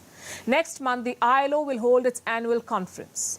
A new chair will have to be nominated there. Reports say it will be this man, Saeed bin Samik al-Mari, the Labour Minister of Qatar. And his name is controversial, I'll tell you why. Imagine you have a UN body on rebuilding Ukraine after the war. Would you nominate Russia to lead it? Of course not. Now imagine there is a United Nations body for Uyghur protection. Would you nominate China to head it? I'm assuming not. Now this move by the ILO is no different because Qatar's treatment of labourers is notorious. Think back to last year's FIFA World Cup. Do you remember all the controversy around it? Reports said 6,500 migrant workers died at construction sites. They died building stadiums, roads and hotels, but Qatar has not even acknowledged it. Even before the World Cup, their record was poor. No right to strike, no right to organize, no right to demand higher wages. They also had something called the kafala system. It's basically a sponsorship. A company would pay and house migrant workers. In return, they would have complete control over those workers. Their passports could be taken away. Even changing jobs required the employer's permission. This was almost like forced labor. On paper, Qatar has abolished the system, but reports say it is still prevalent. And yet, Qatar has been nominated to lead the ILO. What explains this double game? In one word, money. I'll recount two cases for you. The first is from 2017. Qatar gave $25 million to the ILO's Doha office. What for? To run a labour reforms program. Now, countries donating to the ILO is not new or unusual, but $25 million? That's not a donation, that's a bribe. Speaking of which, Qatar is directly bribing government officials as well. Look at this headline. Member of European Parliament denies Qatar bribery after €1.5 million seized. In November, this politician defended Qatar's labour record. 1 month later, she was arrested. So this has been Qatar's policy. Use petrodollars to bribe and lobby abroad. That's how they got the 2022 World Cup. That's how they could lead the ILO too. In December last year, the organization's chief visited Doha. He was all praises. He said there was progress on health, safety and working hours. Now let's be clear here. Qatar's labour laws were at rock bottom. There was only one direction to go, and that was up. But should the ILO be cheering and endorsing that? Well, they did. And it set the wrong precedent. In June, Qatar's lobbying will be tested in Geneva. That's where the ILO will meet. The organization may have nominated Qatar, but the members must approve it. If they do, it will be an institutional failure for the United Nations, and it won't be the first. In 2020, China was appointed to the UN Human Rights Council. Their qualification? Jailing 1 million Uyghurs. In 2022, North Korea led the United Nations top disarmament group. What was their qualification? Lobbing missiles, I guess. What do these examples tell you? There's something inherently broken in the United Nations system. If you have money, you can circumvent it. Like how China did with the Human Rights Council or Qatar with the ILO. But such appointments will have long-term consequences. A, they will erode trust in the UN or whatever is left of it, make it a laughing stock. And B, it will set back socio-economic progress. There is still time for the ILO to change course. Let's see what happens at their June summit. Vantage continues after a short break. Madhya Pradesh and Himachal Pradesh as well. It is dependent on what the Congress president at that point, along with the General Secretary organization and General Secretary of the state in charge feel is pertinent. So I do not understand why that there is this whole set process that somebody is throwing in our face saying this is what you should follow. No. No, but Aishwarya, one second. What would your argument be? matter. Well, what would your argument be if the High Command were to go with the person who does not have the support of majority MLAs? How will you convince the MLAs that, look, this is our choice? I am not the person that has to do the convincing, Zaka, but let me just tell you this. The 135 MLAs form one component of the entire process, right? Because they may be the legislators, but there is an entire organization of general secretaries, secretaries, observers, and coordinators that have worked in each one of the 224 assembly constituencies. There are also observers sent from the AICC. There is also a GSO. There are also senior leadership, all of whom are consultatively.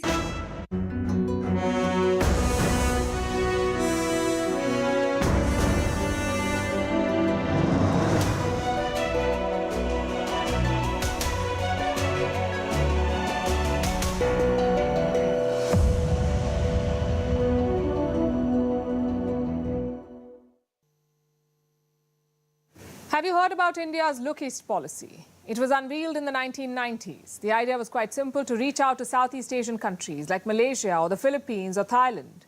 But now there's a new question facing the Indian establishment. Should India be looking even further east? Where does that take us? To the Pacific.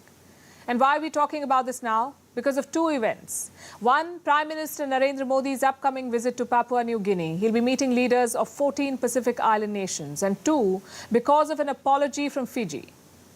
He'll start with the last one, the apology from Fiji. Fiji's Prime Minister recently apologized to Indo-Fijians. For what? For a coup he organized in 1987. Back then, Fiji had two major ethnic groups, the indigenous Fijians and the Indo-Fijians. Now, the Indo-Fijians traced their ancestors